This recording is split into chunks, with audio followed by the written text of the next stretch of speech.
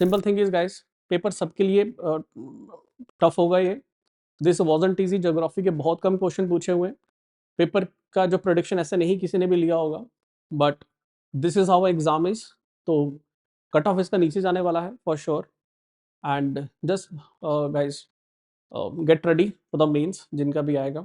बाकी best of luck. अगर आप इस प्रीलिम्स के एग्जाम्स की बात करें तो एग्जाम तो इसका जल्दी जल्दी कुछ चीज़ें डिस्कस करते हैं ताकि आपको थोड़ा एक आइडिया लगे कि क्या है एग्जाम में, क्या पूछा गया था, और आप में से कितने बच्चों के क्वेश्चन गलत निकले हैं। आंसर कीज तो आगे ही होंगी तो आपने वहां से भी एक आइडिया ले लिया होगा, बट एक डिस्कशन के तौर पे आप इसको भी देख लेना। सबसे पहले क्वेश्चन आ गया, what is the permissible limit of noise pollution prescribe by CPCB. Central pollution control board के द्वारा एक परमिसिबल लिमिट नॉइस पोल्यूशन की रखी कितनी है गाइस। तो अगर आप देखोगे गाइस तो इसमें अगर ऑप्शन देखे जाए, एग्जैक्ट ऑप्शन जो है दैट शुड बी 42, अगर आप देखो 40 से 70 के बीच होना चाहिए। Exact option should be 40 to 75, क्योंकि 75 इज इन इंडस्ट्रियल एरिया और 40 रेजिडेंशियल उन प्लेसेस पे जहां पर स्कूल्स होते हैं, और वहां पर जो है 40 डेसिबल के अराउंड रखी हुई है। तो 40 to 70 के अगर मैं बीच में बोलूं तो ऑप्शन बी यहाँ पर करेक्ट देखने को मिलता है। अब बात आती है 40 to 75 है, यहाँ पर 70 to 100 भी मेंशन किया, तो ऑफ कोर्स ये ऑप्शन तो है ही नहीं, ये तो बिल्कुल भी नहीं है। तो इन दोनों में से जब क्लिक होता है तो 40 to 75, 40 to 70 के बीच हम ले सकते हैं। और याद रखें गाइस, जो सीपीसीबी के द्वारा जो मेंशन किया हुआ है डे एंड नाइट का, वो अलग अलग है। तो डे का अलग है, नाइट का अलग है, तो ये आप लोग इसको फर्क देख लेना। Amount of destruction caused by the earthquake is measured by, किसके द्वारा मेजर किया जाता है गाइस? डिस्ट्रक्शन, मैग्नीट्यूड नहीं, डिस्ट्रक्शन। तो डिस्ट्रक्शन जो है वो मर्कली स्केल के द्वारा देखी जाती है, ये आप लोगों को पता होना चाहिए। Next, what is the correct increasing order of global warming potential of falling green house gases. सबसे ज्यादा कौन सी गैस है जो आप लोगों को देखने को मिलती है, नॉट गैस कौन सी मिलती है, आंसर क्वेश्चन है कि इंक्रीजिंग ऑर्डर में लगाना है कि कौन सा ज्यादा, कौन सी ऐसी ग्रीन हाउस गैस है जो कहीं ना कहीं आप लोगों को देखने को मिलती है, वार्मिंग में उसका सबसे बड़ा योगदान देखने को मिलता है। सबसे कम के हिसाब से चले तो सबसे कम है कि इंक्रीजिंग ऑर्डर है। तो सबसे ज्यादा गैस जिसका इंपैक्ट होता है वो है फ्लोरिनेटेड गैसेस, तो सेकंड शुड बी हियर। तो इसी से आप लोगों का आंसर निकल गया guys.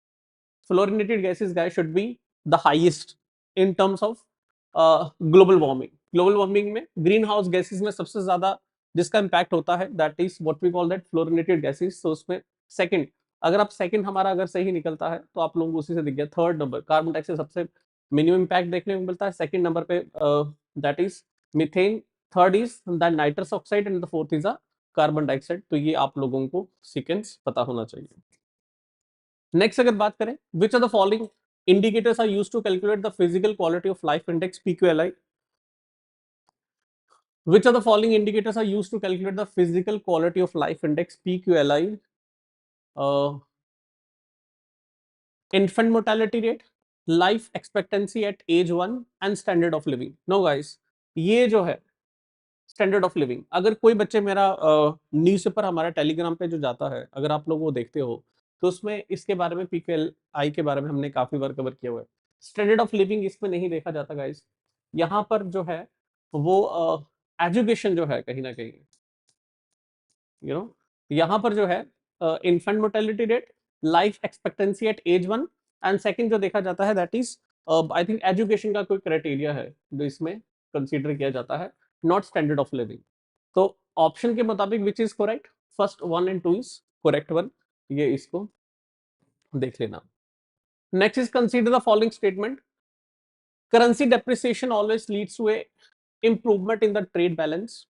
The reason is the real exchange rate adjusts the nominal exchange rate for differences in the price levels between countries. इसको जिन बच्चों ने इकोनॉमिक्स पढ़ी है वो इसका आइडिया ले सकते हैं। कहानी समझिएगा, करेंसी डेप्रिसिएशन ऑलवेज, जब भी गाइस ये एक्सट्रीम स्टेटमेंट्स आती हैं तो ज्यादातर चांसेस होते हैं वो चीज गलत होती है। currency depreciation always leads to an improvement in the trade balance guys, no not always. तो यहां से जो assertion है ये तो गलत होगी. Second, the real exchange rate adjusts the nominal exchange rate for differences in the price level inflation between the countries. इसको स्प्लिट करके देखो क्या पूछ रहा है. आपको पता गाइस जो रियल एक्सचेंज आप लोग पढ़ते हो रेट जो है ये जो है आज आप लोगों को गाइस पता है कि हमारा जो हम लोग जो व्हाट वी कॉल दैट हम लोग क्या लिखा है the real exchange rate adjust the nominal exchange rate for differences in the price levels between the countries. जो रियल एक्सचेंज रेट है वो एडजस्ट करता है नॉमिनल एक्सचेंज के मुताबिक for the difference in the price. Guys yes true, reason R is correct. It means इसका answer क्या होगा, इसका आंसर होगा both not both. A is fall, R is true. A is false, are is true. क्या इसका context है क्या है, तो इसको अगर समझना है आप लोगों को तो आपको इकोनॉमिक्स का कुछ पोर्शन है ऐप पे पढ़ा हुआ. आई थिंक इसमें ट्रायल क्लासेस हैं, उसमें शायद मैंने कोई टॉपिक कवर किया होगा, उसमें इसको कवर कर लेना. Consider the following statement: the mechanism, the exchange rate mechanism of the International Monetary Fund facilitates the currency convertibility among the member countries. Under a flexible exchange rate system, the need for balance of payment adjustment through foreign exchange reserve is reduced. क्या कहानी बता रहा है ये? कह रहा है the exchange rate mechanism ERM of the International Monetary Fund. Guys पहली बात तो ये है ERM exchange rate mechanism is used by European agencies, not by the IMF. तो पहली स्टेटमेंट इनकरेक्ट हो गई. याद रखें guys, exchange rate mechanism ERM जो है वो IMF यूज नहीं करता है, that is being used by the European agency. तो यहां पर ये हमारा ऑप्शन ही गलत हो गया. Under A flexible exchange rate system the need for balance of payment adjustment through foreign exchange reserve is reduced. Under A flexible exchange rate system, आप लोगों को पता गाइस आज हमारा जो डॉलर है, हमारा जो डॉलर है $1 इज इक्वल टू जितना भी है आई थिंक 84 रुपीज जो भी है. ये आज की डेट पे किस पे डिसाइडेड होता है? फ्लेक्सिबल एक्सचेंज रेट के बेसिस पे डिसाइड होता है. फ्लेक्सिबल रेट एक्सचेंज के बेसिस पे मींस क्या बोलते हैं, कितना हम कंट्री हमारा इंपोर्ट कर रही है और कितना एक्सपोर्ट कर रही है, उसके बेसिस पे आप लोगों का आज की डेट पे क्या ये डिसाइड होता है. तो under A flexible exchange rate system the need for balance of payment adjustment through exchange rate reserves is reduce. Yes, हमारा बैलेंस ऑफ पेमेंट का एडजस्टमेंट जो होता था, कितना आया कितना गया. आपने BOT balance of trade, balance of invisible सुना होगा, नहीं पता तो मैं शॉर्ट फॉर्म में आपको एक चीज बता देता हूं. हमारा जो under flexible exchange rate system से पहले अगर आप देखोगे, जो आज फ्लेक्सिबल रेट एक्सचेंज सिस्टम है, इससे पहले आपने सुना होगा कि RBI कभी कभी क्या करते थी, अपने पास जो रिजर्व जो पड़े हैं उनको यूज करके भी कभी कभी क्या करते थी, इसको बैलेंस आउट करने की कोशिश करती थी. $1 84 में जो पहले अगर आप देखोगे पहले के कॉन्टेक्स्ट में, तो फ्लेक्सिबल रेट एक्सचेंज के साथ साथ RBI भी क्या करती थी, खुद जो है डिसाइड करती थी कि इसको कितना रखना है कितना नहीं रखना है. समझ लगी कि नहीं? बट क्या हुआ, due to the flexible rate exchange के कारण अब जो RBI के द्वारा ये जो बैलेंस ऑफ पेमेंट एडजस्टमेंट होता था फॉरेन एक्सचेंज रिजर्व का, वो कम हो चुका है. यस, क्योंकि हर एक चीज मोस्टली क्या फ्लेक्सिबल रेट एक्सचेंज के बेसिस पे जा रही है. तो इट मींस सेकंड वाला पार्ट इज करेक्ट. आप में से किसी बच्चे ने अगर मेरी क्लासेस लगाई है तो उनको पता होगा, under A flexible exchange rate system means what is flexible exchange rate system, जो कितने आपके डॉलर आ रहे हैं कितने जा रहे हैं उस पर डिसाइडेड होगा. तो under A flexible exchange rate system the need for balance of payment adjustment जो RBI करता था through foreign exchange reserves is reduce. Yes, पहले जो RBI जो अपना जो बैलेंस ऑफ पेमेंट को एडजस्ट करने के लिए जो रिजर्व यूज करता था फॉरेन एक्सचेंज रिजर्व, उसको अब रिड्यूस हो चुका है. बिकॉज किस पे द्वारा डिसाइड हो रहा है, फ्लेक्सिबल रेट एक्सचेंज के द्वारा. तो ये आप लोग देखोगे तो second only is the correct one.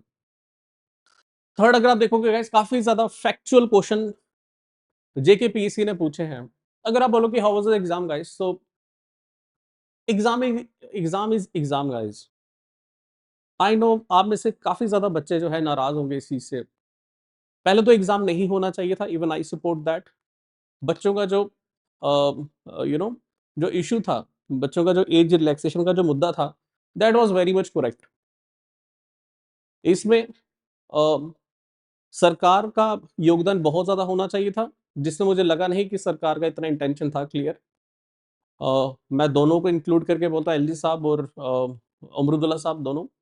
And what was ऐसी क्या ज़रूरत पड़ गई कि जब एक इतना ज़्यादा एक हॉटस्पॉट टॉपिक बना पड़ा है एज रिलैक्सेशन का, और बच्चों का एग्ज़ाम का डेट ऑलरेडी मेंशन है, 7 तारीख को होना था। तो ऐसा क्या ज़रूरत पड़ गई कि आपको कॉन्क्लेव जाने की ज़रूरत पड़ गई? Let us understand that, are you a government employee or a chief representative of Jammu and Kashmir?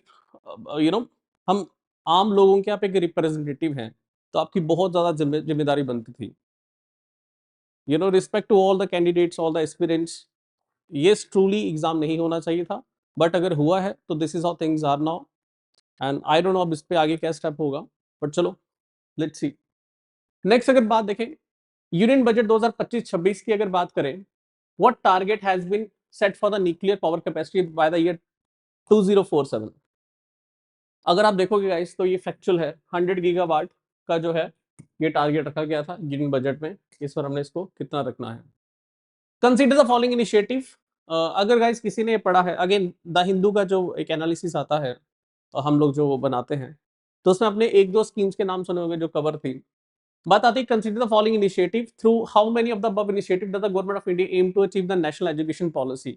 तो गाइस नेशनल एजुकेशन पॉलिसी में अगर आप बात करोगे तो कुछ चीजें आप क्वेश्चन को देखकर भी थोड़ा एक आइडिया लग रहा था इससे। I know this question isn't easy, it's very very very difficult question for दोस्त जिन्होंने इसको बिल्कुल भी नहीं पढ़ा होगा। कुछ को एक दो का आइडिया होगा, बाकी सबका आइडिया नहीं होगा। बट न्यू एजुकेशन पॉलिसी की के जो ऑब्जेक्टिव्स है, इनमें से कौन से इनिशिएटिव हैं गवर्नमेंट के जो इस ऑब्जेक्टिव्स को फुलफिल कर रहे हैं? उनमें से पीएम श्री, स्टार्स, दीक्षा और उल्लास, ये चारों आते हैं, पीएम पोषण नहीं है। पीएम पोषण गाइस इसके अंडर नहीं कवर होता है। तो अगर आप देखोगे तो ओनली 4 इज आंसर। ये गाइस जितने भी हैं आप लोगों ने इनके बारे में सुना होगा, नहीं सुना तो इसको पढ़ लीजिएगा। Which of the following sub schemes of Samagar Shiksha Abhiyan program are being implemented to achieve the objective of national education policy? As which of the following sub schemes of Samagar Shiksha Abhiyan program are being implemented to achieve the objective of national education policy 2020? अगर हम इसकी बात करें तो Nishtha, Vidya Pravesh, district institute of national training and Rani Lakshmibai वाली। No guys, अगर आप सब स्कीम ऑफ समग्र शिक्षा अभियान प्रोग्राम की अगर बात करो, इसका भी जो ऑब्जेक्टिव है दैट इज टू कहीं ना कहीं न्यू एजुकेशन पॉलिसी को कहीं ना कहीं हमें क्या करना है, प्रमोट करना है या उसके ऑब्जेक्टिव्स को अचीव करना है। तो उसमें निष्ठा, विद्या प्रवेश और district institute of education training, अगर निष्ठा देखोगे तो इसमें आई थिंक टीचर्स के ट्रेनिंग के बारे में था।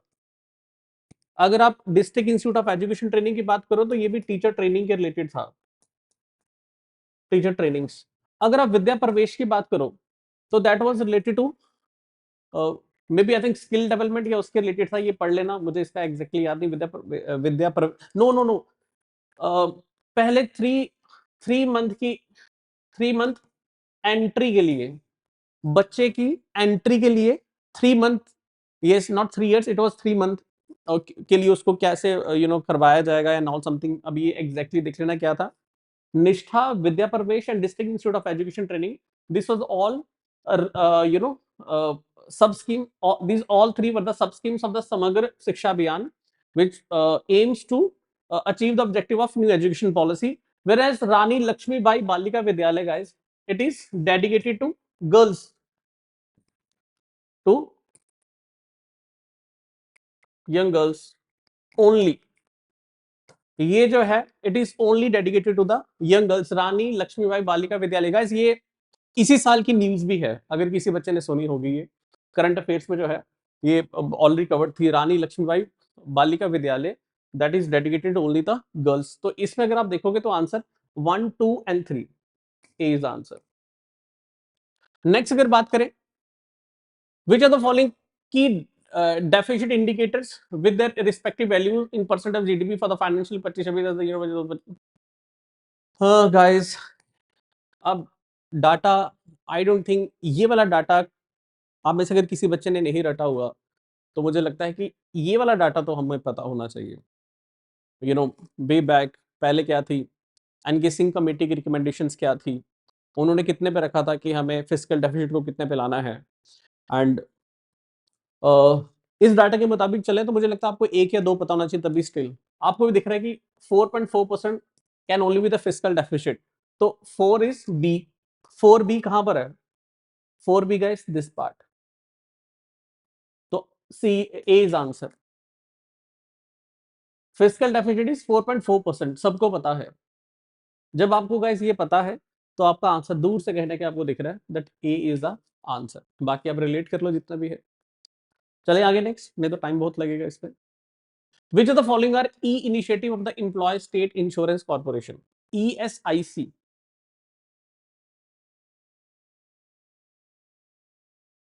This is very difficult. This is very difficult. Very, very difficult. Which of the following are the E initiative for the Employee State Insurance Corporation? ESIC, E पहचान, E BIS platform, ABA number creation, UPA और IP and GI based maps. अगर आप internet के through अगर आप इसको देखेंगे तो आप लोगों को दिखेगा इस ऑप्शन में भी, अगर हम लोग इसको कट मारेंगे तो यूपीआई ऐप 4 नंबर, अगर आप 4 नंबर को बाहर निकालो,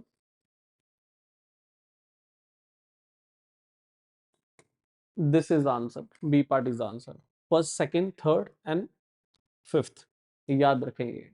आप इंटरनेट के थ्रू देख लेना, हमारी भी टीम ने इसका जो हमें बताया था, एक second,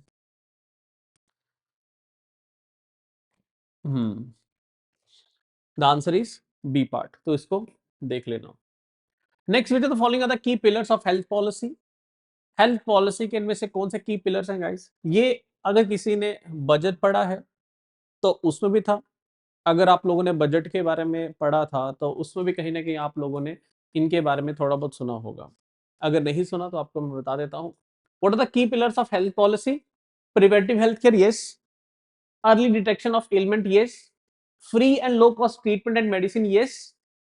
availability of doctors in the urban area, guys, no. Fourth is not the answer,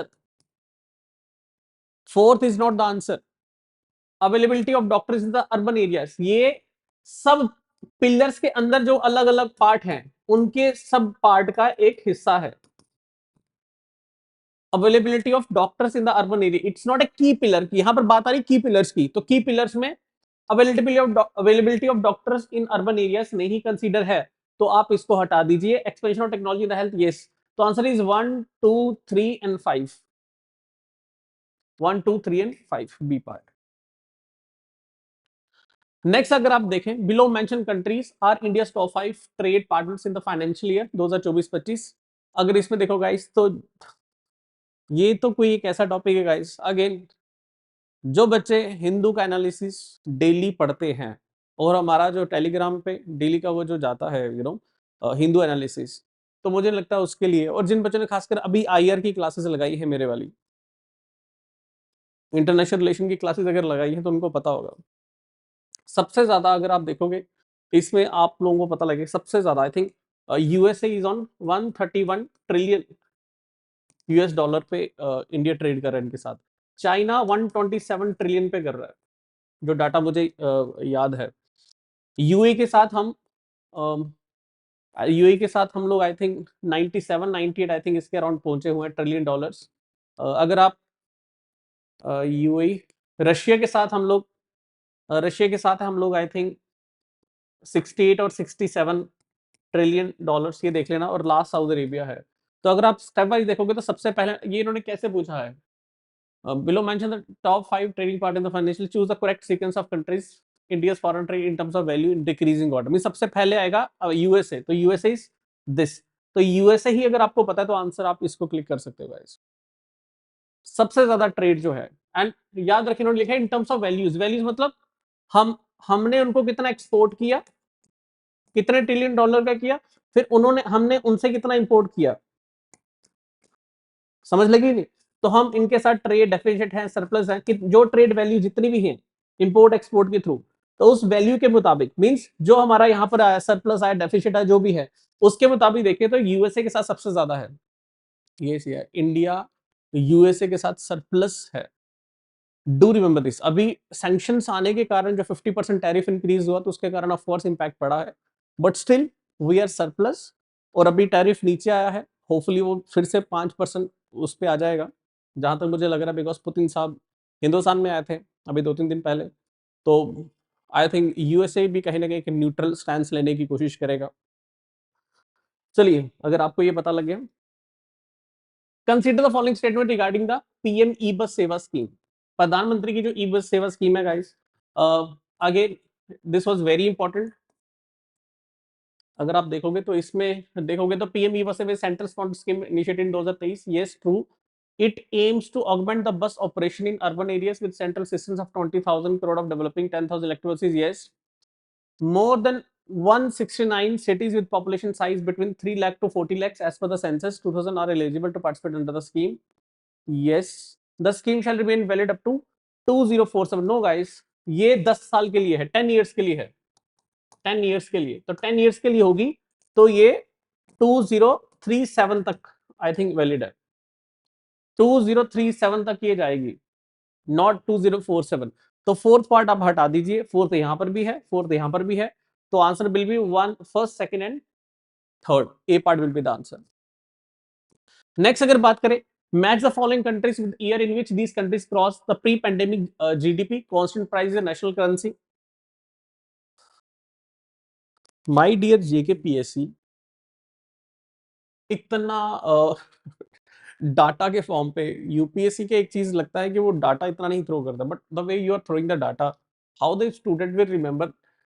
India का कॉन्टेक्स्ट ठीक है, वो समझते हैं कि ठीक है, शायद उन्होंने वही ट्रिकी इसमें एक पार्ट है। अगर आपको इंडिया का पता है कि इंडिया ने 2023 में जो है कहीं ना कहीं प्री पेंडेमिक जो जीडीपी हमारा पहले था उसको अटेन कर लिया, 2023 में हमने कर लिया था। तो आपको अगर इंडिया फर्स्ट का 4 दिख रहा है तो फर्स्ट का 4 ए पार्ट है, तो बाकी 7 का आंसर आ गया। यस आई नो कि ये थोड़ा आपको लग रहा होगा ट्रिकी, बट अगर आप देखो तो आंसर इसका निकालना इतना डिफिकल्ट नहीं था अगर आपको सिर्फ इंडिया का पता है। एंड आई डोंट नो, शायद उनका भी यही थॉट रहा होगा इसको उस तरीके से बनाने के लिए। नेक्स्ट अगर बात करें, which are the following sustainable development goals. New the goals है ना guys, very easy. Every student, हमारा हर एक बच्चा जो है उसको तो ये पता होगा 17 सस्टेनेबल गोल्स जो हमें 2030 तक 2030 से पहले पहले खत्म करने हैं, कंप्लीट करने हैं। And what are this sustainable goals? 4 किसके रिलेटेड है गाइस? एनीवन, किसी को अगर नहीं पता तो बताओ। एजुकेशन होगी 4, उसी के बाद क्या आएगी? जेंडर इक्वालिटी आएगी। पढ़ोगे तभी तो जेंडर इक्वालिटी के बारे में सीखोगे। 6 is related to clean water and sanitation and goal 10 is related to the reduce inequality. अगर आपको गाइस दो भी याद हैं, आई डोंट थिंक ये किसी को 13 14 15 नहीं याद रहता कभी, वो अंडरस्टैंड, बट 10-12 जो पहले हैं guys, that is very easy to remember, तो आप उसको कर सकते हो। तो इसका इसका कैसा आना चाहिए? गोल 4 5 6 10 अगर मैं इसमें बात करें तो what will the answer? One is what we call that second, one is second. तो यही से आ रहा, one is second, second is one, third is fourth and fourth is third. How many houses have been completed under Pradhanmantri Awas योजना ग्रामीण? Again, should JKPSC जो अपना level इतना ऊंचा कर रहा है, should they ask the questions like very raw data, very fact. I am not saying कि आप फैक्चुअल मत डालो, but this much, you know how a student will remember that, god knows. How many houses have been completed under pradhan mantri awas yojana gramin from 2016 till January 2025? इसका guys answer आप लोग देख लेना। I don't know the answer of this exact क्या है इसका। 4.69 crore, 3.69 crore, just a second.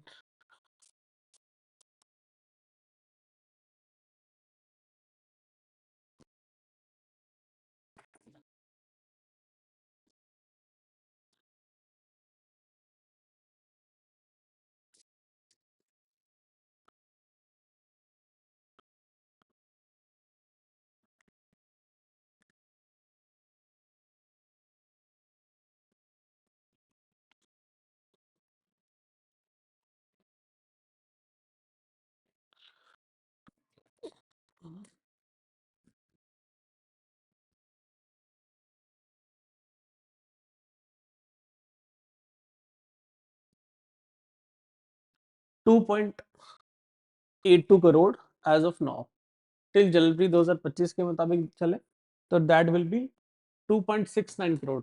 B part will be the answer guys.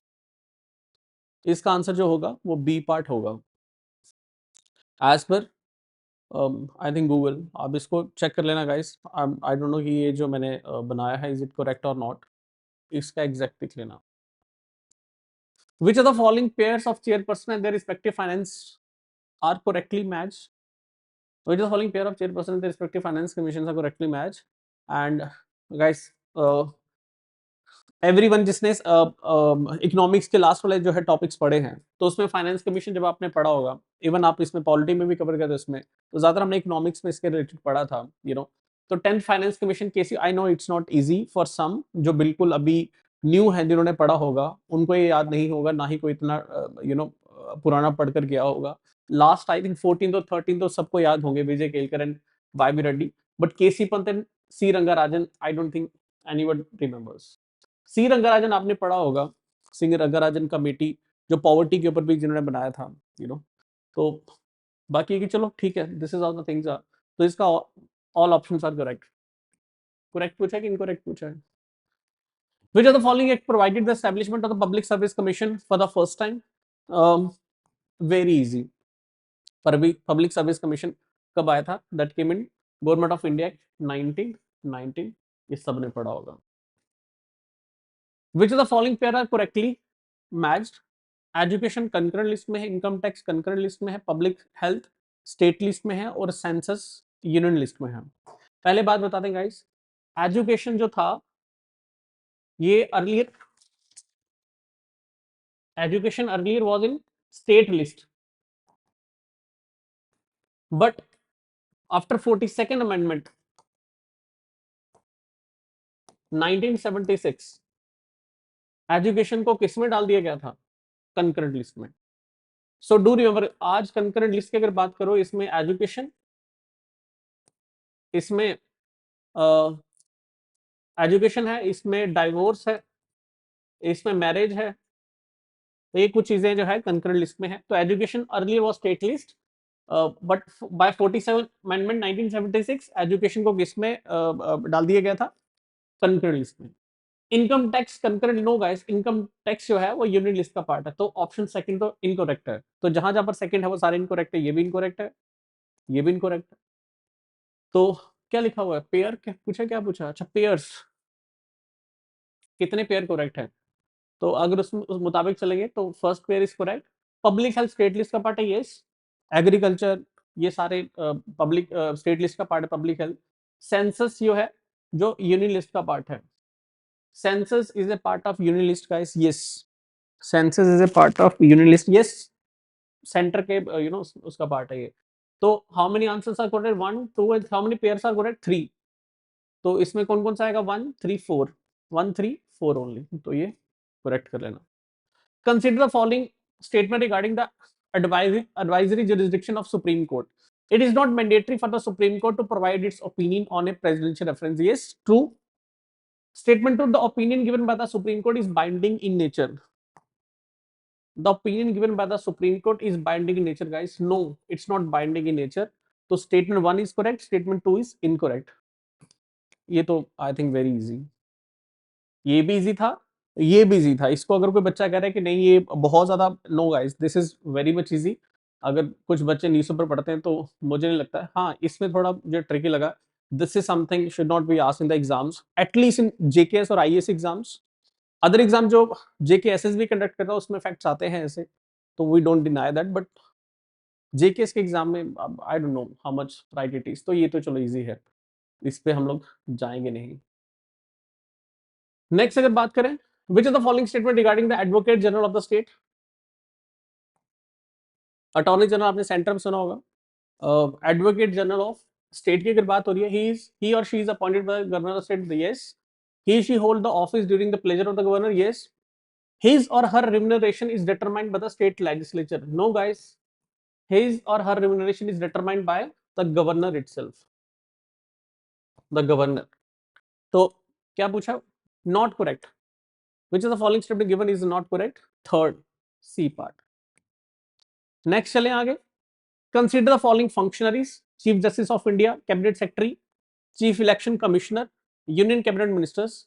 क्या पूछा है? The correct sequence in the order of precedence. Okay, rank wise. अगर आप रैंक वाइज देखेंगे तो कैसे पूछा है? टॉप टू डाउन और low to top? Order of precedence तो टॉप टॉप डाउन अप्रोच, उसके रिलेटेड पूछ रहे हैं। तो सबसे पहले आएंगे हमारे chief justice of India. Yes guys, chief justice आते हैं पहले, तो फर्स्ट, दोनों में फर्स्ट है। सेकंड आएंगे हमारे कैबिनेट सेक्रेटरी, तो लास्ट में होंगे, second will be on the last. तो फर्स्ट सेकंड ये अगर आपको पता लगे गाइस, तो answer is D part. Answer is the D part. First and second तो हमें पता लग गया। First is what we call that, chief justice of India. दूसरे नंबर पे आते हैं union cabinet ministers.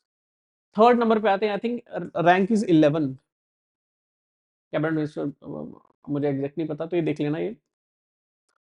And chief election commission आते हैं third number, third is chief election commissioner, and फिर बाद में इनका नंबर आता है। तो ये सीक्वेंस इसको देख लेना। With reference to jurisdiction of Lokpal, consider the following public authority. सबको पता होगा गाइस, लोकपाल, आपने सुना होगा लोकपाल, लोकयुक्त, लोकपाल एक्ट 2013 अन्ना हजारे मूवमेंट के बाद इसको देखने को मिला था कि जो हायर ऑर्डर पे जो लोग बैठे हैं, जो करप्शन करते हैं, तो उनके लिए बनाया गया था Lokpal.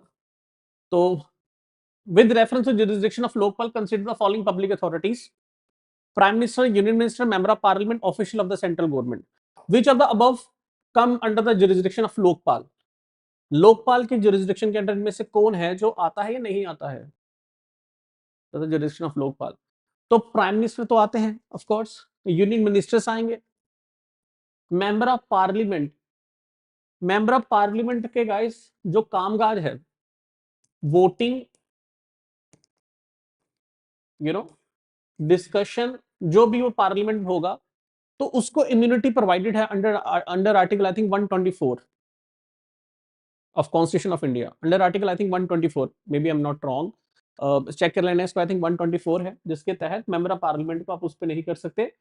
Official of the central government जितने भी हैं उनको भी। तो ये as per me, member of parliament guys जो है उनको वोटिंग एंड समथिंग इसके लिए इम्यूनिटी होती है। They cannot be asked question related to that, they cannot be scrutinized on the basis of to whom they voted, on what favor they have voted, तो वो नहीं कर सकते। तो इसलिए मुझे नहीं लगता this member of parliament come.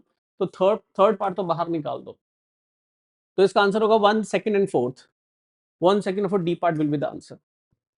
Next, when a money bill is presented to the president of India for her assent, which the following powers does she exercise? जब एक money bill is presented to the president of India for assent, which of the following power does she exercise? She may give her assent to the bill. Yes. She may withhold her assent to the bill. Yes. Money bill के case में ना, she may return. Guys, money bill को return नहीं किया जा सकता। तो क्या पूछ रहे हैं ये? Which when a money bill is presented to the president of India for assent, which of the following power does she exercise? First and second, guys. 1 and 2 is the answer. You cannot return the money bill. Do remember this. ये आपको पता होना चाहिए, और ये I think बहुत easy है। Consider the following statement: the chairperson of Niti Aayog is appointed by the Prime Minister. The chairperson of Niti Aayog is appointed by the Prime Minister. No, guys. Whomsoever becomes the Prime Minister, he becomes the ex officio, chairperson of Niti Aayog. It means Prime Minister cannot appoint a chairperson. Prime Minister is a chairperson, ex officio chairperson of this Niti Aayog. इसका मतलब पहला वाला जो हमारा जो assertion है, this is wrong. The Niti Aayog was created by the executive resolution of the government. The Niti Aayog was created by an executive resolution of the government of India. Yes, true. Executive action के द्वारा बना था। तो A is not correct, but R is correct. D part. Which of the following authorities' salaries, allowances, pensions are charged upon the Consolidated Fund of India? Okay. The judges of the Supreme Court, CAG, and the Chief Election Commissioner. इनमें से कौन है जिसकी salaries allowances जो है, अगर आप में से किसी ने टेबल पढ़ा हुआ है, तो जजेस of the supreme court, yes, can the following pairs regarding the veto power of the president of India. अगर हम उसकी बात करें related to the veto power of the president of India, तो अच्छा, कंसिडर फॉलोइंग, तो प्रेसिडेंट ऑफ इंडिया की बात हो रही है, हिंदुस्तान के प्रेसिडेंट के पास कौन सी नहीं है। लाइन आइटम वीटो तो नहीं है, इसे दूर से पता लग रहा है। Absolute veto yes, suspensive veto yes, pocket veto yes.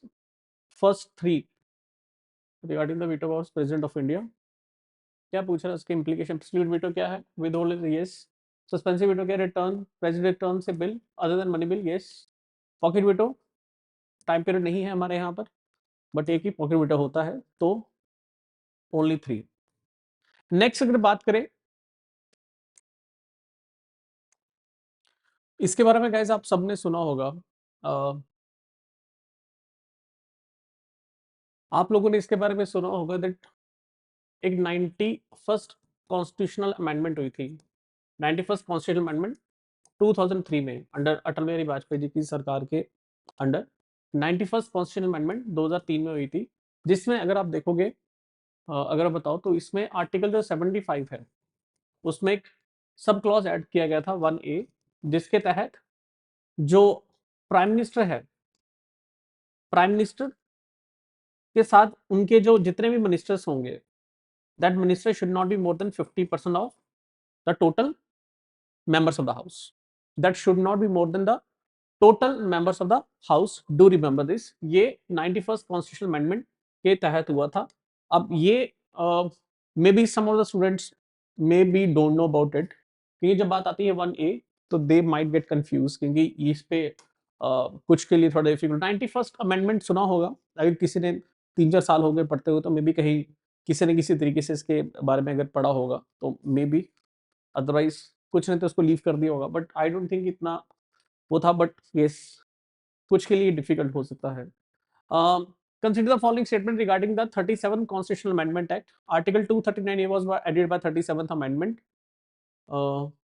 Okay, article 239 have is applicable to the union Jammu and Kashmir. इसका अगर गाइस बात करें, तो ये बात सही है। जो आर्टिकल जो 37th अमेंडमेंट हुई थी, अगर आपको बता दूं, तो हमारी जो अरुणाचल प्रदेश, आपने नाम सुना होगा, Arunachal Pradesh earlier was, Arunachal Pradesh earlier और यूटी, बाद में उसको स्टेट बनाया गया था, ये आपको पता होना चाहिए। तो अगर आप देखोगे, उसी के तहत 37 कॉन्स्टिट्यूशनल अमेंडमेंट हुई थी। तो यही जो 37 कॉन्स्टिट्यूशनल अमेंडमेंट है, इसी ने ऐड किया था article 239A, state with legislative assemblies, अगर sorry, UTs with legislative assemblies. तो जिसमें अगर आप देखोगे 239A जो है has been made applicable to the UT of Jammu and Kashmir also. तो yes, because Jammu and Kashmir, not Ladakh, Jammu and Kashmir is also UT with legislative assembly. तो ये आपको पता होना चाहिए। तो इसके आंसर होंगे both 1 and 2 are correct. This might be difficult for many of you. Who among the following served as a vice president of India? अब ये लक्ष्मीकांत की जो किताब है, उस पर तो ये इसका एक पूरा चार्ट आता है, तो उसके मुताबिक चलें। Who has following served as a vice president of India? तो इस Radhakrishnan, guys, it's very easy, because Rajendra Prasad was the president and the vice president was S Radhakrishnan, तो he was the first. Zakir Hussain साहब, he was the second. Fakhruddin Ali Ahmed, he was I think the fifth, and Giani Zail Singh, very famous, Indira Gandhi ji के time पे आपने सुना होगा ज्ञानी जैल सिंह का नाम। तो he was the 7th vice president of India. तो कौन कौन से हैं? All, first, second, third, fourth. तो ये इसको बना लेना। Arrange the following statement in the descending order according to the number of time president rule has been imposed. अगर हम उसकी बात करें, तो प्रेजेंट रूल सबसे ज्यादा कहां पर इम्पोज हुआ है? दो स्टेटों का तो हमें एक आइडिया लग जाएगा इससे। ये इतना इजी नहीं होगा guys, it's very very very tricky. अगर मैं ट्रिक्स बताऊं इसको हैंडल करने की, तो स्टेट मुताबिक यूपी सबसे बड़ी है, और यूपी में प्रेसिडेंट रूल आई थिंक 10 बार से ज्यादा बार लगा हुआ है, 9-10 से ज्यादा बार लगा हुआ है। तो उत्तर प्रदेश हम निकाल लेते हैं लार्जेस्ट में। क्या पूछ रहे? डिसेंडिंग ऑर्डर मींस लार्जेस्ट से शॉर्ट पे जाना है, तो लार्जेस्ट इज उत्तर प्रदेश, तो 1। अब 1 दोनों में दिख रहा है, अब हमें यहाँ पर दिख रहा है तमिलनाडु, मध्य प्रदेश और कर्नाटका। सेकंड नंबर पे अगर आप देखोगे तो कर्नाटका में बहुत तूफान आता रहा है। तो तमिलनाडु, मध्य प्रदेश, अगर मैं ट्रिक लेके चलूंगा तो ये भी काफी ज्यादा अनस्टेबल रहा है कर्नाटका इन चीजों पे, जो न्यूज में हमेशा रहा है। तमिलनाडु, मध्य प्रदेश को भी हम काउंट कर सकते हैं, but Madhya Pradesh I think will be very least. तो सेकंड नंबर, सेकंड पे जो आएगा दैट विल बी कर्नाटका। तो A is the answer, A is the answer. ये वी हैवंट चेक्ड इट, तो आप इसको एक बार चेक कर लेना, टैली कर लेना। First will B Uttar Pradesh for sure, क्योंकि यहाँ पर 9-10 से ज्यादा बार लगा हुआ है, ठीक है, इमरजेंसी। अब बाकियों में अगर मैं इन तीनों में देखूं तो idea wise Karnataka will be the on second number, अगर हम डिसेंडिंग ऑर्डर में देख रहे हैं। ठीक है, हो गया ये। अगर इसके बाद अगर हम चलें तो नेक्स्ट अगर हम बात करें, arrange the following state in the ascending order of their representation in the council of states. Arrange the following states in the ascending order of their representation in the council of state. Again isn't easy guys, ये नए बच्चों के लिए तो ये थोड़ा difficult लग रहा होगा, और खासकर जो धुरंधर हैं, जो पिछले 3-4 साल से मेंस लिख रहे हैं, तो उनके लिए ये क्वेश्चन बन सकता है। बट अगर वो भी अगर ज्यादा लगाए, सबसे कम तो पंजाब है फॉर श्योर। पंजाब जो है लास्ट होना चाहिए, थर्ड। तो C will be the answer guys. Ascending order, अरे नो, असेंडिंग मतलब नॉट डिसेंडिंग, असेंडिंग मतलब छोटे से ऊपर, तो छोटे से ऊपर आएगा। अगेन कंफ्यूजन आ गई, थर्ड यहाँ पर भी है, थर्ड यहाँ पर भी है। तो अगर आप देखोगे वेस्ट बंगाल आ गया, वो राजस्थान, पंजाब, कर्नाटका। तो Punjab highest will be in the West Bengal, highest will be in the West Bengal, तो दोनों में फर्स्ट फर्स्ट आ गया। नाउ द क्वेश्चन अराइजेस, अब कर्नाटका और राजस्थान में सबसे ज्यादा किसके पास है राज्यसभा की सीट्स? तो थर्ड, फोर्थ, ये गाइस इसको टैली कर लेना एग्जैक्टली राज्यसभा सीट की रिप्रेजेंटेशन के मुताबिक चलें, इन दोनों में से एक आंसर है। थर्ड एंड ये तो हमें पता लग गया, सेकंड, फोर्थ, फोर्थ कौन सा हो सकता है? राजस्थान, राजस्थान की पॉपुलेशन कम है, कर्नाटका की पॉपुलेशन ज्यादा है।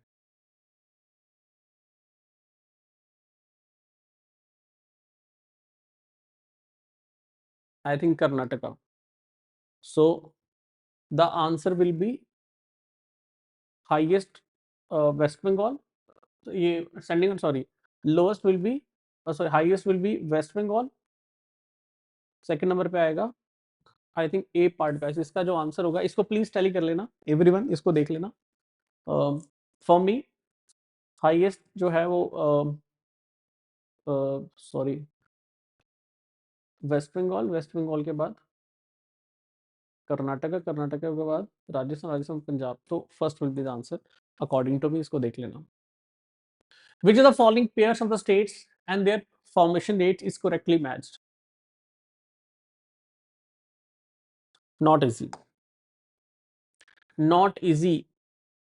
पेयर्स में पूछा, कैसे पूछा है पेयर्स में, तो फिर तो मुश्किल होगा करना, बट आइडिया से हम कर सकते हैं।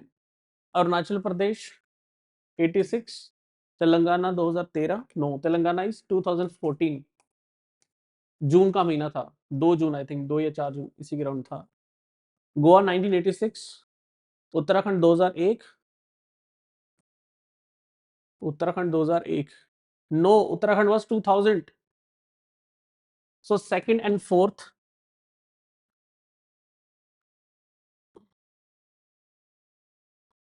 विच are the other correct answers? ना ही ये करेक्ट है, ना ही ये करेक्ट है, दो तो वैसे ही बाहर हो गए, गोवा एंड अरुणाचल प्रदेश। गोवा, अरुणाचल प्रदेश, गोवा, अरुणाचल प्रदेश गाइस। गोवा जो आया है, स्टेट गोवा जो है, अरुणाचल प्रदेश, ये आई थिंक ये 86 में नहीं है, ये आगे था, ये भी आगे। तो अगर आप देखोगे इसको नेट में कंफर्म कर लेना, Arunachal Pradesh is 1987 and Goa is also I think 1987। तो none is the correct, D part is answer. How many national parties participated in the first Lok Sabha election of India held in India, guys? Who can answer this? Totally rough question, very rough question. God knows कौन इसका answer देगा. Confirm करके बताऊं? Confirm करना पड़ेगा हमें.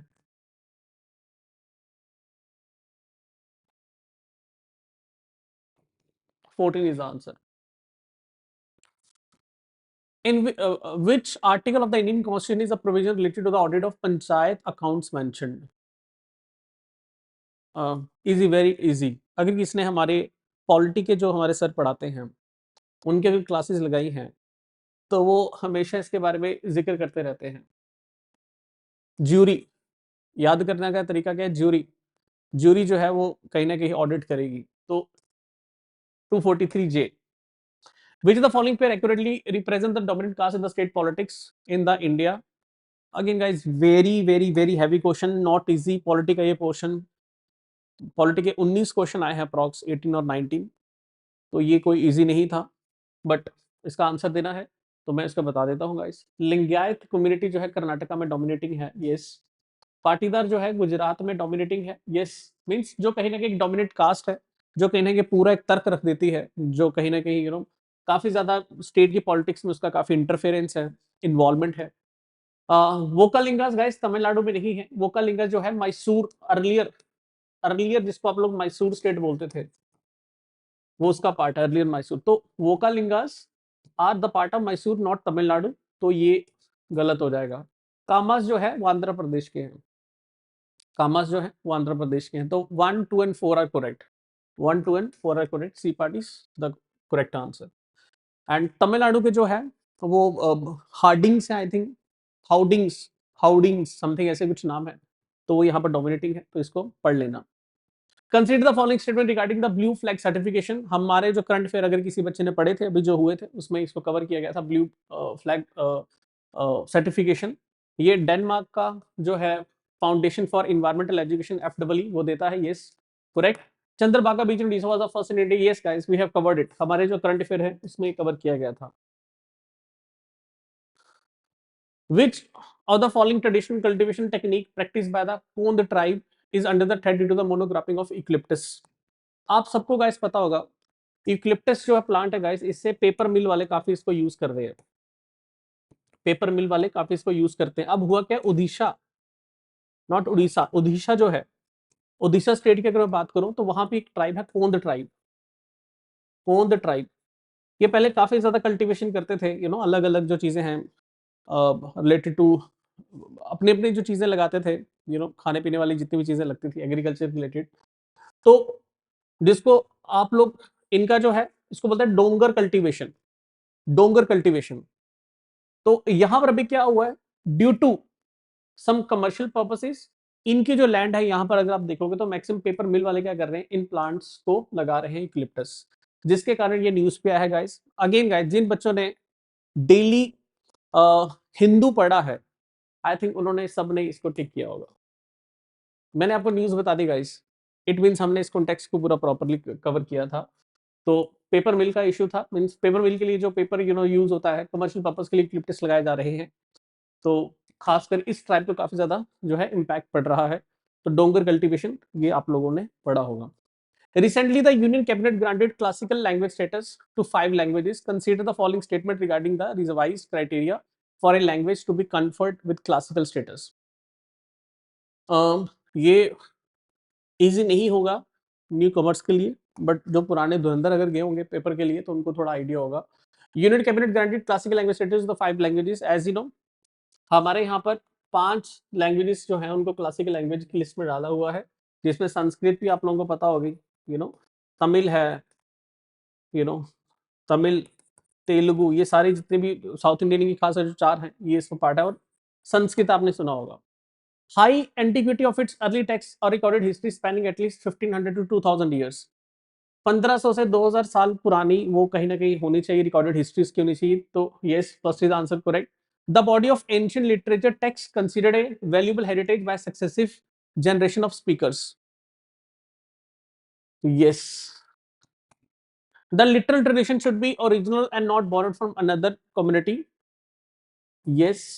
And the language must be currently spoken by more than 50 million people. यहां पर इशू आ रहा, मोर देन 50 मिलियन पीपल, लोग उसको बोलना चाहिए। गाइस अगर ऐसी बात है फिर संस्कृत को कैसे हमने इंडक्ट किया हुआ? हिंदुस्तान में कितने लोग होंगे जिनको संस्कृत आती होगी? Very less. इट अगर आपको सिर्फ ये पता था कि संस्कृत लैंग्वेज भी क्लासिकल लैंग्वेज में है, तो फिर आप लोग इस फोर्थ वाले को क्रॉस कर सकते हो। तो answer will B 1 2 and 3, 1 2 and 3। आप इसको भी आंसर बना सकते हो, तो ये आप लोगों को पता होना चाहिए। नेक्स्ट अगर बात करें, consider the following institution and their responding corresponding domains under the India's National Quantum Mission NQM. No one can do that. Very rare of the students जिन्होंने इसको टिक कर दिया होगा, अदरवाइज ये बहुत रेयरली किसी को पता होगा। क्यों मैं ये बोल रहा हूँ गाइस? यहाँ पर देखो, एक जगह लिखा क्वांटम कंप्यूटिंग हब, एक जगह लिखा क्वांटम कम्युनिकेशन हब। आधे इसमें बच्चे कंफ्यूज हो गए होंगे। वेरी रेयरली कि इस क्वेश्चन को कुछ बच्चे टैकल कर पाए होंगे। जो हमारा IISc है गाइस, ये क्वांटम कम्युनिकेशन हब जो है इनके द्वारा जो है देखा जा रहा। तो अब इसी में देखोगे IIS-2, तो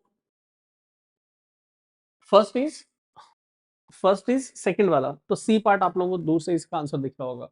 तो बेसिकली अगेन ट्रिकी क्वेश्चन होता है। अगर आपको एक का भी आंसर आता है तो आप कहीं ना कहीं सबका निकाल सकते हो। तो IISc जो है उसने क्वांटम कम्युनिकेशन हब जो है उसके बारे में बात की थी। फिर आप आगे देख लो गाइस, आगे जो बनता है सेकंड इज फर्स्ट, सेकंड का फर्स्ट है क्वांटम कंप्यूटिंग हब, और बाकी ये इनका आप लोगों को डिफिकल्ट लगेगा। तो मुझे लगता है अगर आपको एक आंसर अगर पता था, क्योंकि this was very news IISc Bengaluru जो क्वांटम कम्युनिकेशन हब के रिलेटेड था, तो वो आप लोगों का आंसर आ जाएगा। But this isn't an easy, literally paper जो है, I don't know whether I support that और not. After all it's an exam, जो भी गएंगे उन सबके लिए सेम क्वेश्चन पेपर आया होगा। But yes, the question is अगर मैं क्वेश्चन पेपर की बात करूं तो टोटली मुझे एक अलग ही दिख रहा है पैटर्न एक इसका।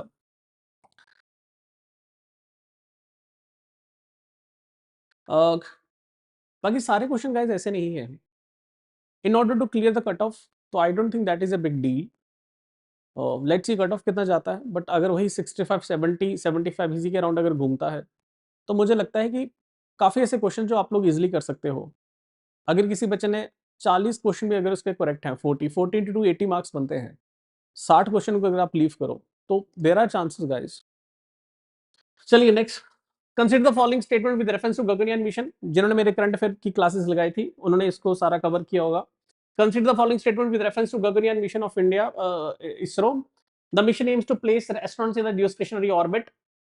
जिन्होंने मेरी क्लासेस लगाई थी गाइस, मैंने आपको बताया था geostationary orbit 36,000 kilometre away है। क्या इतनी दूर हमने भेजना है? No, it's in the low earth orbit, around 400 से 600 किलोमीटर के बीच में हम उनको भेजेंगे।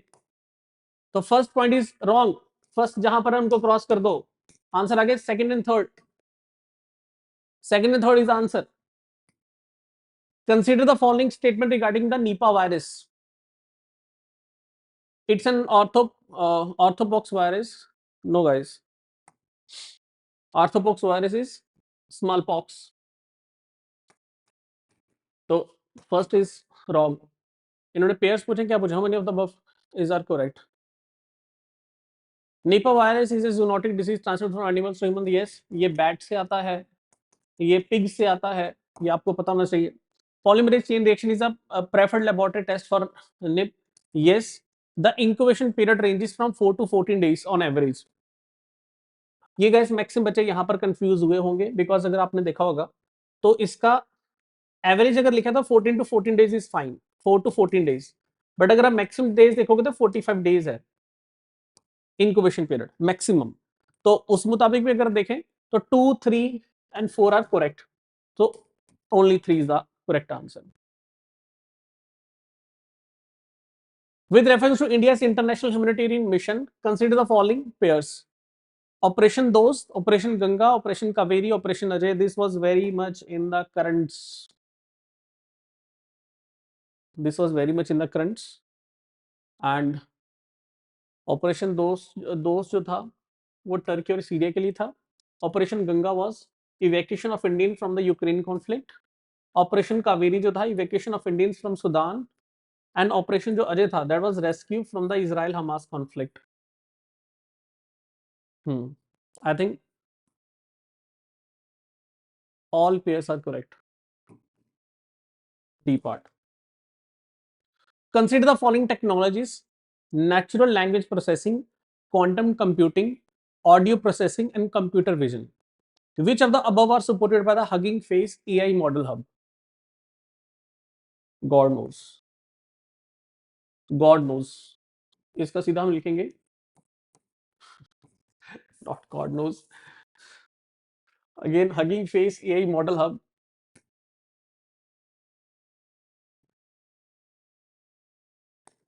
इसका गाइस क्वांटम कंप्यूटिंग इसमें से बाहर निकाल दो. 2 बाहर निकाल दो, 2 बाहर निकाल दो, 2 बाहर निकाल दो. C part is the answer. This isn't an easy question. हम यहाँ पर जितना मर्जी इसको इजी बना लें, बट दिस इजंट इजी. उस 2 घंटे के प्रेशर में इन क्वेश्चंस को हैंडल करना is not an easy thing. तो आई विश कि कुछ बच्चे आई डोंट नो जिन्होंने इसका आंसर किया होगा, but it's not easy. Match the following global award to prime minister Narendra Modi by countries. इसको गाइस एक दो अगर आपको पता है तो आप इसको बड़े इजीली कर सकते हो. ऑर्डर फोलिए पोस्टले एंड्री the first guys, this is given by the Russia. तो 3 का अगर आपको पता है Russia, 3 is 1, so 3 is 1, this, so B is the answer. तो the grand cross of order of the honor first is, पहले का 2 है ग्रीस. तो आप लोग सीधा इसका आंसर निकाल सकते हो. आई डोंट थिंक मुझे बार बार बताने की जरूरत है. सिर्फ एक अगर आपको पता है तो आप इसका पूरा सीक्वेंस निकाल सकते हो. As per the constitution of India, the state can impose reasonable restriction on the freedom of speech and expression on which of the following grounds. वैसे तो आई थिंक ग्राउंड्स हैं टोटल 7, 6 और 7 आई थिंक ग्राउंड्स हैं. sovereignty and integrity, yes. Public order, contempt of court, defamation, yes. there are 3 more जो हैं इसमें है. तो all are these, first second third fourth सारे के सारे इसमें हैं. SCO गाइस हमने करंट अफेयर में कवर किया. आविश बच्चों ने इसको ये इजी नहीं होगा. 10 member states, 14 observer state, 2 dialogue partners, 14 member state, 2 observer states, 10 dialogue. 10 member states तो है.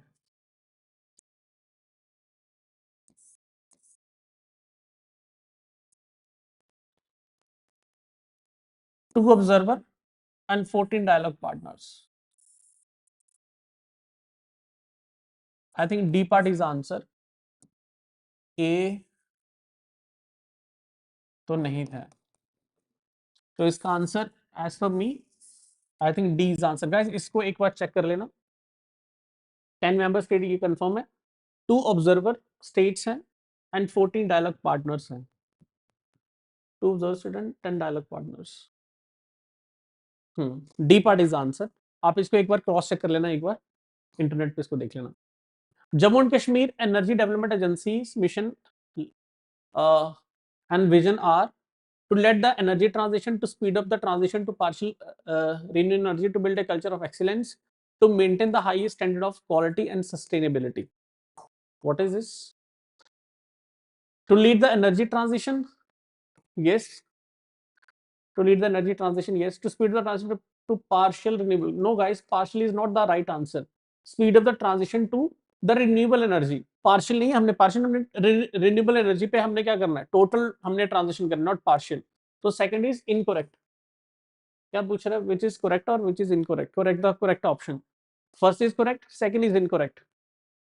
तो सेकंड यहां पर भी है, यहां पर भी है, यहां पर भी है. तो first third fourth C part is answer. बाकी पढ़ने की जरूरत नहीं पड़ेगी. Which are the following proponents of Indian music?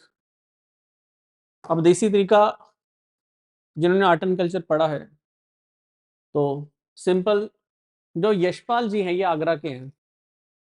एक आपको बता देता हूँ, एक दो जो क्लू है. यशपाल जी जो हैं आगरा घराना से हैं. मिश्रा साहब जो हैं I think they are from Banaras. तो अगर आप वैसे आप यशपाल जी अगर आपको पता है, पंडित यशपाल जो है वो आगरा घराना से हैं. तो फोर्थ इज 1. तो फोर्थ इज 1 इज ओनली 1. तो आप डी पार्ट से यहाँ से टिक कर सकते हो, बट एक आपको पता होना चाहिए, भीमसेन जोशी गाइस, सबको पता है भीमसेन जोशी जो है किराना घराना जो है, तो वहां से है, तो कहीं ना कहीं आप लोगों को ये 3 जो है दैट इज सेकंड, तो एक भी पता होगा तो आप इसको आंसर टिक कर सकते हो, but I know guys this isn't easy for the majority of the students, 99% students, this might not be easy as per जो मुझे दिख रहा है, और हम लोग इसको इजी तरीके से हम ऐसे ही वो कर रहे हैं, बट आई नो कि वो प्रेशर आप पे पड़ा होगा एग्जाम के टाइम पे। मीराबाई चानू गाइस, सबको पता है, one A silver in the IVF senior, okay, one A gold medal in the IVF senior weight lifting championship, one A silver medal in the IVF senior world wait championship, and one A gold medal in the Paris Olympics. Paris Olympics में gold आया था किसी का 2024 में, तो छानू तो gold नहीं मिला था इनको जहां तक मुझे याद है, तो फोर्थ बाहर निकाल लो। Answer is 1, 2 and 3, A part is answer. सिर्फ इससे ही थोड़ा क्लू मिल गया जिससे हम बाकियों को एलिमिनेट कर सकते हैं। Consider the following statement regarding the Indus valley civilisation. Indus valley civilisation के मुताबिक देखें, the building at Harappa were more elaboratively constructed than those at Mohenjodaro. No guys, अगर आपको पता है गाइस, मोहनजोदारो, अगर मैं मोहनजोदारो की बात करूं, मोहनजोदारो इसकी जो बिल्डिंग है, एज पर सम सोर्सेज, इनका जो कंस्ट्रक्शन था, इनकी जो बिल्डिंग थी, दे वर फार बेटर देन हड़प्पा, दे वर फार बेटर देन हड़प्पा। तो first is incorrect. Mohenjodaro had large tanks located in, yes, ये हम सबने पढ़ा है। The granary is the largest building discovered at Harappa, the granary is the largest building discovered at Harappa.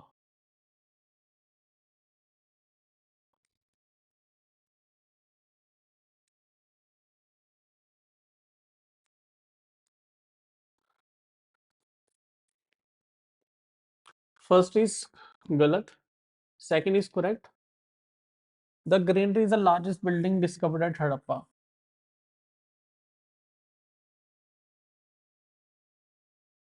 Second and third guys इस पे है नहीं, सेकंड एंड थर्ड इस पे है नहीं। अब हमारे हिस्ट्री वाले सर ही इसके बारे में ज्यादा बता सकते हैं। थर्ड, सेकंड थर्ड ऑप्शन में नहीं है, it means third is incorrect. The granary is largest building discovered at Harappa, no, granary was somewhere else. Mohenjodaro में ग्रेनरी थी, हड़प्पा में, but the largest buildings, no. तो second only, B part is answer as per just an estimate, because अभी 6 बज रहे हैं, तो exam आपके खत्म हुए अभी 2 घंटे हुए हैं, तो मैं जितना जल्दी थोड़ा एक रिव्यू दे सकता हूँ, तो आफ्टर सम टाइम यहाँ पर देख लेना, बट जहां तक मुझे लगता है 2 only is answer. Match the following Buddhist council with the respective events. This is very easy guys, सबने पढ़ा हुआ है। फर्स्ट बुद्धिस्ट काउंसिल कहां पर हुई थी? राजगृह। सेकंड बुद्धिस्ट काउंसिल हुई थी वैशाली। थर्ड बुद्धिस्ट काउंसिल कहां पर हुई थी?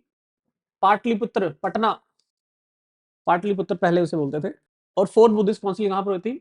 कनिष्क जो थे उनके अंडर हुई थी, तो कश्मीर में।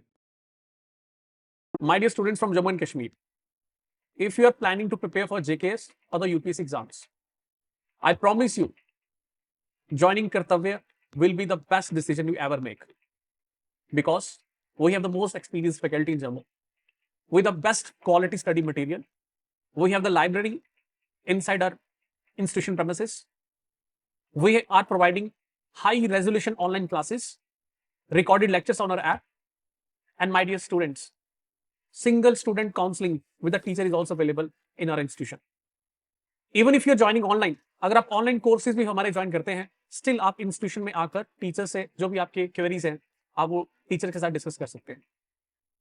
Even on joining online courses, you will be given offline test free of cost within that amount जो आप लोगों ने ऑनलाइन कोर्सेज के लिए दिया हो। And last guys, what I can promise to deliver you the best. Thank you. ठीक है, तो ये देख लेना, इसमें कितने पेयर करेक्ट है? ओनली 2 पेयर करेक्ट, 2 तो यहाँ पर गलत मेंशन किए हुए। ये मुझे लगता है सबने पढ़ा होगा, बहुत इजी है ये। Consider the following location, in how many of the above location did the British east India company establish there factories during the rain of Mughal emperor Jahangir. Jahangir साहब जो थे उनका देहांत हुआ है 1630 के पहले, 1630 या 1635 से पहले, आई थिंक 1630 से पहले। In how many of location the British east India company establish there factories during the rain of Mughal emperor Jahangir. अगर जहांगीर की बात करें तो जहांगीर के पास जो पहला ब्रिटिशर आया था, he was captain Hawkins. Captain Hawkins आए थे 1608 या 9 में, 1608 या 1609 के अराउंड आए थे, और फैक्ट्री बनाने की इनको मिली थी परमिशन 1612-13 ईस्वी, 13-14-15 ईस्वी के अराउंड थी, 1614 और 1613, 1613 पहली फैक्ट्री जो बनाई थी। तो ये पहले इन हाउ ने तो given location British Indian company establish the factory during the Mughal emperor Jahangir 1630 के बाद नहीं थे, 1630 से पहले ही थे, उसके बाद आई थिंक उनका देहांत हो गया था। सो 1630 तक कितनी फैक्ट्री जो लगी थी ब्रिटिश ईस्ट इंडिया कंपनी की, तो मुझे लगता है वो सूरत में ही लगी थी 1613 और 1614। उसके बाद मद्रास और बॉम्बे जो है ये लगी हैं आई थिंक कोई 1635-40 के अराउंड है, या बॉम्बे वाली तो काफ़ी लेट है। तो अगर आप हिस्टोरियन से पूछेंगे तो मे बी वो ज़्यादा करेक्ट बता दें, बट बहुत जल्दी इसको मैं रिकॉर्ड कर रहा हूँ, तो मुझे लगता है कि ये इसके only one will be the correct answer. आप इसको देख लेना। Consider the following monuments, Taj Mahal, Agra fort, red fort, Shalimar Bagh. In how many of the above monuments the Pithora dura inlay work with a semi precious stones technique been used? तो consider the following monument, Taj Mahal, Agra fort, red fort, Shalimar Bagh. Guys simple अगर technique अगर आप इस पे देखोगे, very tough, very very very tough, you know this is not easy. अगर आप देखोगे, यस ताजमहल पे एवरीवन नोस वो जो लीफ स्ट्रक्चर से बनाए गए थे, तो आगरा फोर्ट, आगरा फोर्ट में दो थे, दीवाने आम, दीवाने खास, इन दोनों पे पेतरा ड्यूरा बनाया गया था, अगर किसी ने आर्ट एंड कल्चर अच्छा पढ़ा है। रेड फोर्ट के ऊपर भी अगर आप देखोगे तो रेड फोर्ट पे भी है दीवाने खास में, रेड फोर्ट के अंदर भी है दीवाने खास, इसके अंडर भी है। ये कोई भी क्वेश्चन नहीं कर सकता गाइस, हमने इसको गो थ्रू किया है इसको, इसलिए इसका आंसर दे पा रहे हैं। दिस इजंट इजी, मत समझना इसका आंसर कोई भी दे सकता है, no guys it's very tough. Shalimar Bagh में ऐसा कुछ भी नहीं था, तो 4 is not the answer. Red fort की दीवाने खास में है, आगरा के दोनों दीवाने खास, दीवाने आम, और ताजमहल में तो है ही है। तो 1 2 3 in one of the above monument the Dura technique has been used, only 3. So this is the answer. Which of the following foreign accounts provided contemporary evidence about the Vijayanagara Empire? Very rare guys, very very very rare person can do this. Reason being आपको मैं बताता हूँ reason क्या है। अब्दुल रजाक जो है, आप लोगों को पता होगा अब्दुल रजाक के बारे में।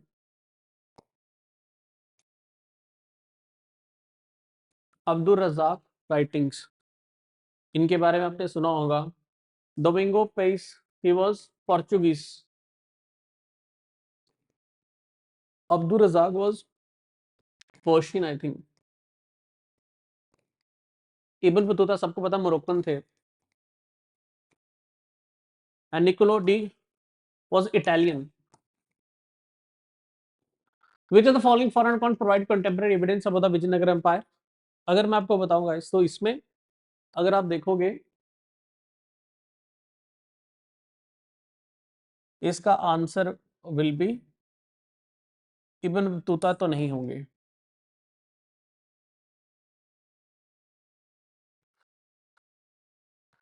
क्योंकि कहते हैं कि जो इब्न बतूता थे, ठीक है, एज पर सम सोर्सेज, जो इब्न बतूता जो हमने देखा है, इब्न बतूता जो थे वो विजयनगर एम्पायर के जो बिल्कुल पीक पीरियड था उन्होंने उसके बारे में बताया था। बाकी Persian Abdul Razzaq, Domingo Paes Portuguese, Nicola de Conti Italian, इन सब ने, मेरी क्यों प्रोनाउंसिएशन इटालियन हो रही है, इट्स इटालियन। तो अगर आप देखोगे तो I think B part is the answer. Again guys ये जो क्वेश्चन है इसको एक बार फिर से देख लेना। पहले अब्दुल रज़ाक देख लेना, पर्शियन ही थे। This is just an idea because ये नाम से थोड़ा बहुत जो हमने पढ़ा हिस्ट्री में, तो वो I know that I am not a history teacher, तो थोड़ा बहुत इनके तो नाम से पता लग रहा है। इब्न बतूता हमने ऑफ कोर्स पढ़ा हुआ है, ठीक है। और Domingo Paes I know he is Portuguese, तो इनके बारे में है। बट अगर एज पर सम एस्टिमेट्स, अगर एज पर सम आइडिया, तो जो इब्न बतूता जो थे उन्होंने विजयनगर एम्पायर के पीक पीरियड को बयां किया था। तो अगर आप देखो ये कह रहे हैं कि विच इज द फॉलोइंग फॉरन को प्रोवाइड कंटेम्प्रेरी एविडेंस, मीन्स जो पैरल क्या क्या हो रहा था उसके बारे में जिसने बताया है, तो उसके बारे में पूछा हुआ। तो ये आप लोगों को पता होना चाहिए। इब्न बतूता आए थे आई थिंक मोहम्मद बिन तुगलक के टाइम पे। एमबीटी कंफर्म कर लेना गाइस इस क्वेश्चन को, बाकी हिस्टोरियन ज्यादा बता सकते हैं। ये क्वेश्चन बार बार रिपीट कैसे होने लग गया? ये हमने कर लिया है, ये कर लिया है, ये कर लिया। अच्छा, दो बार पेजेस आगे। Consider the following statement regarding the provision of Cripps mission. The provinces were to enjoy the full autonomy and could choose to remain outside the proposed Indian Union.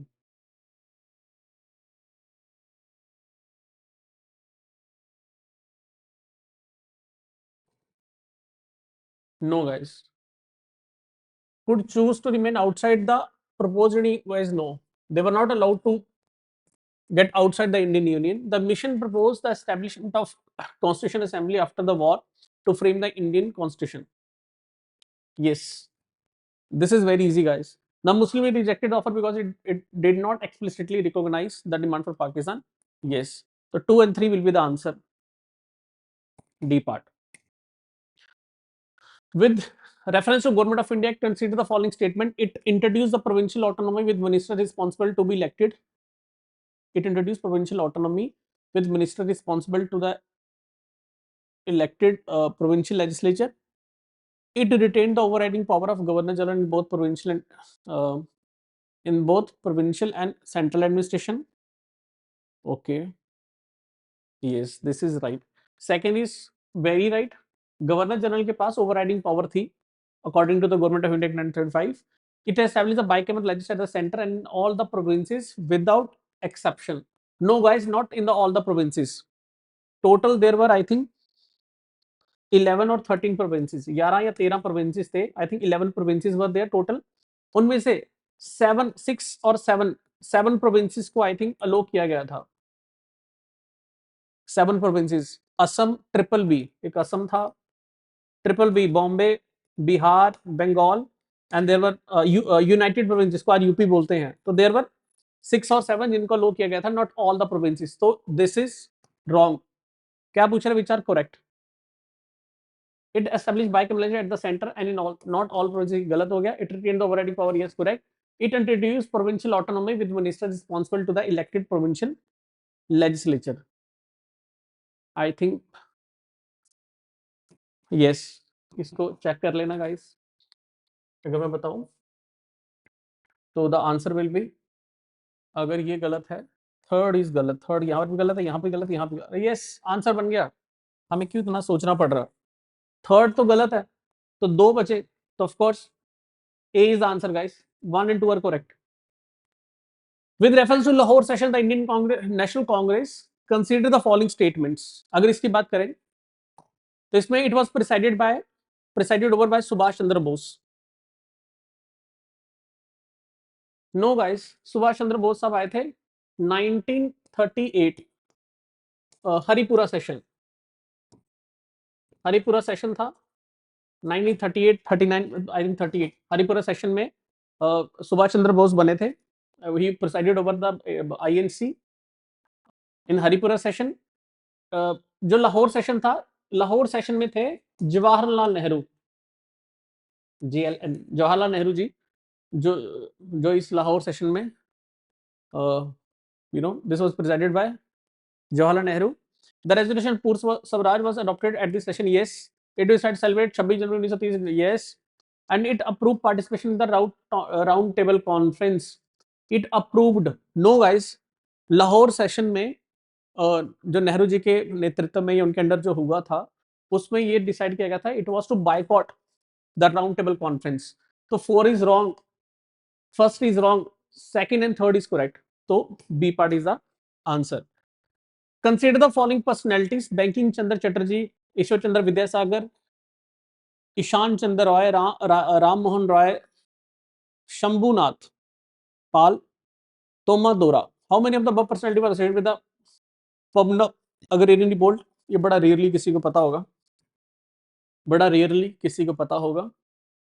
तो इस पे जो है, एक है आपके शंभुनाथ, एक है आपके आई थिंक बैंकिंग चंद्र चटर्जी, और ईश्वर चंद्र विद्यासागर तो नहीं थे, Ishan Chandra Roy. 1 3 5 guys, 60 question, I can't confirm it, but अगर मैं आपको बताऊं इस पे, इसको नेट पे अगेन चेक करिएगा। शंभुनाथ पाल तो हैं, ये नाम हमने सुना हुआ है इनके साथ, पबना ग्रेरियन के साथ। चैटर्जी मेरे ख्याल से थे, बैंकिम चंद्र चैटर्जी। ईशान राम मोहन राय तो नहीं थे, ईशान चंद्र रॉय शायद थे।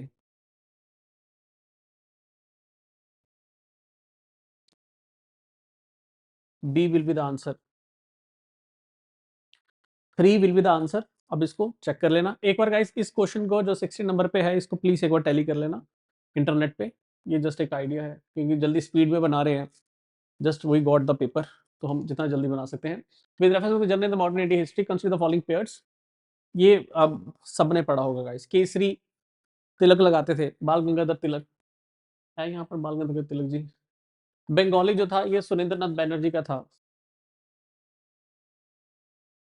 सुदरक जो था, दैट वाज गोपाल कृष्ण गोखले, और Indian mirror was of Keshav Chandra Sen.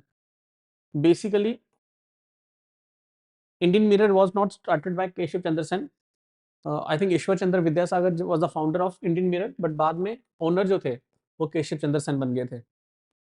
समझ लगे कि नहीं? तो of course Indian Mirror and Shudraka, क्या पूछा हुआ है, मैच ऑफ फॉलोइंग की करेक्ट पेयर, तो 3 and 4 are correct, only 2 pair are correct, बाकी केसरी और ये बंगाली उल्टा इसको किया हुआ, तो याद रख लेना, only 2 pairs are correct. Glucose is classified as aldehyde group guys, aldehyde group का पार्ट है ग्लूकोज। CHO सबको पता होगा, ठीक है। और ऑफ कोर्स कार्बन के 6 एटम यूज होते हैं, तो उसी से नाम बढ़ गया हेक्सोज। तो साइंस अगर किसी को थोड़ा बहुत भी आइडिया है, अगर किसी बच्चे को ये प्रॉपरली दिख रहा, पता नहीं आपको ये दिख रहा था कलर रेड की नहीं, अगर नहीं दिख रहा तो इसका आंसर होगा aldo hexose, aldehyde hexose, 6 carbon atoms, तो aldo hexose is the answer. Ramcharitra was written by who? ये मुझे किसी ने कॉल करके एग्जाम के बाद, ये किसी ने पूछा है कॉल करके कि क्या है सर इसका आंसर। लोगों को, 2 लोगों में डिफिकल्टी आ रही है। वन इज द तुलसीदास, एक हमारे तुलसीदास जी हैं इस नाम पे, दूसरा इज संध्या करण नदीम, संध्या करण नदीम और तुलसीदास। गैस अगर रामचरित मानस की बात करें तो तुलसीदास, संस्कृत में जब बात आती है तो संध्या करण नदीम।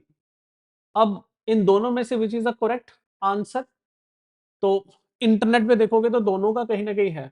अब रामचरित लिखा है, रामचरित मानस नहीं लिखा है, तो as per the sources the answer should be D, but some sources are mentioning Tulsidas also. तो ये जो हिस्ट्री वाले हैं दे कैन एग्जैक्टली इस पे बता सकते हैं, इस पे रोशनी डाल सकते हैं, बट मेरे अकॉर्डिंग जो है I am still confused over it, because अभी मुझे डिफरेंस नहीं समझ आया। जिन बच्चों ने हिस्ट्री ऑप्शनल के होंगे उनको ज्यादा पता होगा इस बारे, रामचरित और रामचरित मानस में कोई ज्यादा फर्क है क्या? किसी ने कुछ और लैंग्वेज में लिखा है? फिर तुलसीदास साहब ने किस में लिखा था? तो संध्या करण नदीम जो है उन्होंने किस में लिखा है, तो ये इसमें एक कंफ्यूजन है, तो इसको आप ये देख लेना। और कुछ बच्चों ने तुलसीदास टिक किया है, कुछ ने इसको टिक किया है। For me the answer might be Sandhya Karan Nadeem, but हम कैसे बता सकते हैं? वॉज रिटन बाय लिखा है, नॉट रिटन इन संस्कृत या रिटन इन समथिंग, तो अगेन इसका आप लोग चेक कर लेना। The saffron cultivation in Kashmir was introduced by, guys ये आप लोगों ने पढ़ा होगा, मेजंतिका ए पार्ट, दिस इज आंसर। और ये जो जे के स्पेसिफिक पढ़ते हैं तो उनको ये पता होगा, हिस्ट्री में काफी यूज किया जाता है इसको। Choose the incorrect statement about the finding of first water census of Jammu and Kashmir. Guys, this isn't easy. I don't know बनाने वालों ने कैसे बनाया है, बट आपको एक तरीका बताते तो ये इनकरेक्ट चूज करना है इनमें से जितने भी है। फर्स्ट वाटर सेंसस जो जम्मू एंड कश्मीर का किया गया था उसमें है, majority of the water bodies Jammu and Kashmir are located in the rural area. Guys yes, अगर आप देखोगे 90% से ज्यादा जो वाटर बॉडीज है वो रूरल इंडिया में है, रूरल जे में है। इसका मतलब A is correct. More than half of the total water bodies in Jammu and Kashmir are lakes. This is wrong. There are less than 10,000 water bodies in Jammu and Kashmir. Yes, ये भी correct data है, internet पे available है। More than 50% of water bodies are publicly owned in the UT. Around 89% जो water body that is owned publicly, government के द्वारा govern की जाती है। तो इसका आंसर विल बी, जो गलत है बोला which is the following is incorrect. Incorrect कौन सा है? तो answer will be this part. More than half of the total water is Jammu Kashmir are lakes, ये जो ऑप्शन है ये गलत है, तो इसको देख लेना। Which are the following statement above coral reef in India, इनमें से कौन सी जो स्टेटमेंट है जो करेक्ट है related to the coral reefs in India? The fourth global coral bleaching event has not impacted the coral reef of India. Regions such as Andaman and Nicobar Islands, Gulf of Mannar, Lakshadweep and the Gulf of Kutch. Guys, statement 1 is correct. नाम से थोड़ा आप लोग इससे fourth global coral bleaching event जो हुआ था has not impacted the coral reef. No, sorry, it's not right. तो कह रहा था fourth global coral bleaching event has not impacted the coral reef of India. Has not impacted. No, has impacted.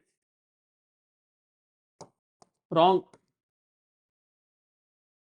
Has impacted. Marine protected areas have been established across India to limit human activities and promote ecosystem and coral reef recovery. Yes, the coral species are not protected under Wildlife Protection Act 1970. No guys, it is protected. ये भी गलत है. It means only one statement is correct. Two statements are incorrect. ये भी incorrect है, ये भी incorrect है. Wildlife Protection Act के तहत coral species को हमने क्या किया, कवर किया हुआ है.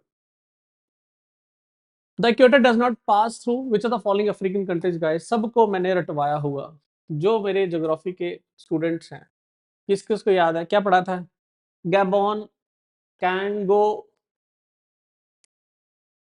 Gabon, Congo, Uganda, Kenya, Somalia. क्या पूछ रहा है? इक्वेटर, इक्वेटर कहाँ कहाँ से पास करता है? इनमें से कौन सा जिसका मैंने नाम लिया? Gabon, Congo, Uganda, Kenya, Somalia. मैंने किसका नाम नहीं लिया? मैंने कैमरून का नाम नहीं लिया। तो of course answer is Cameroon. Simple answer. Which of the following districts of Jammu and Kashmir is covered under the Navya Aspiration through Vocational Training for the Youth, Adolescent, Girls Initiative? ये guys हम लोगों ने किसमें किया था? Current affairs में। नव्य scheme कहां पर इंप्लीमेंट की गई? बारामूला। तो ये आप लोगों को पता होना चाहिए। Next, Surinsan Mansar Lake, guys, it is designated as Ramsar site in 2005. Yes, I think this site does not host migratory birds. This site does not host migratory birds. No guys, it hosts. ये गलत है, आते हैं migratory birds. It has a rich diversity of aquatic fauna. Yes. So statement 1 and 3 are correct. 2 is not correct. The longitudinal extent of India is, guys, everyone know, even the JKSSB aspirants know about it. 687 to 9725. B part. Consider the following statement regarding the Human Poverty Index developed by UNDP. The HPI1 measured human poverty in developing countries, focusing on the deprivation and longevity. Longevity means life expectancy, knowledge, and the standard of living. Guys, yes, first is correct. अगर किसी ने current affair देखे हैं तो उन्होंने इसका idea थोड़ा बहुत लिया होगा। HP2 major human poverty in industrialized countries incorporating an additional dimension of social exclusion. Yes. HP1 जो है वो इन 3 इंडिकेटर्स के ऊपर काम करता है। HP2 जो है ये ज्यादातर इंडस्ट्रियलाइज कंट्रीज के लिए बनाया जाता है, जिसमें सोशल एक्सक्लूजन को one of the biggest parameter consider किया जाता है। Human poverty index has been replaced by the multi dimensional poverty index in the human development report since 2010। Yes guys, आपको मैं बता दूं गाइस, ये जो मल्टी पॉवर्टी इंडेक्स की बात है ये यूएनडीपी ने यूनाइटेड नेशन डेवलपमेंट प्रोग्राम ने 1997 में लाई थी। कौन सा? Multi poverty index. इसी मल्टी पॉवर्टी इंडेक्स को 2010 में क्या बोल दिया गया? Human poverty index. बस डू रिमेंबर, आज ह्यूमन पॉवर्टी इंडेक्स 1 भी है और 2 भी है। 2 is for the industrialise country, जिसमें सोशल एक्सक्लूजन को एक बहुत बड़ा पैरामीटर माना जाता है, और जो HP1 है उसमें लाइफ एक्सपेक्टेंसी, जिसको लॉन्जिविटी बोलते हैं, knowledge and the standard of living को एक पैरामीटर कंसीडर किया जाता है। चलिए आगे। Match the indigenous cattle breeds with their corresponding region और origin of India. Nobody of you और माइट बी सम, यहां पर तो बहुत इजी है बोलना। उस पेपर के टाइम पे आई डोंट थिंक आप में से कुछ बच्चे में भी जिनको एक आइडिया होगा इसके रिलेटेड, और ज्योग्राफी के जो स्टूडेंट हैं, वैसे ज्योग्राफी के स्टूडेंट भी कैसे इस पे दिमाग लगाएंगे, बट सिंपल सी बात है। बर्गर, तमिलनाडु। ए अगर 3 किसी को पता है तो 2 ऑप्शन आपके पास आ गए, ए और डी। बेचारे जो है वो केरला वाले हैं, Vechur Kerala. D is 2, D is 2, नहीं सॉरी, नॉट डी, ये बचूर नहीं, ये बचूर। सी इज 2। ओह, सी यहाँ पर भी 2 है, यहाँ पर भी 2 है।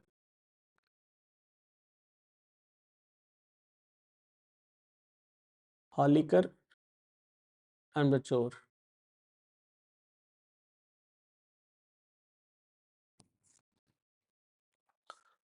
बरगोर is Bihar, sorry Tamil Nadu, and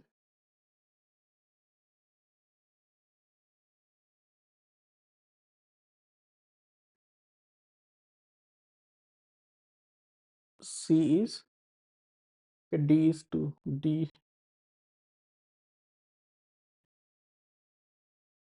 बेचारे।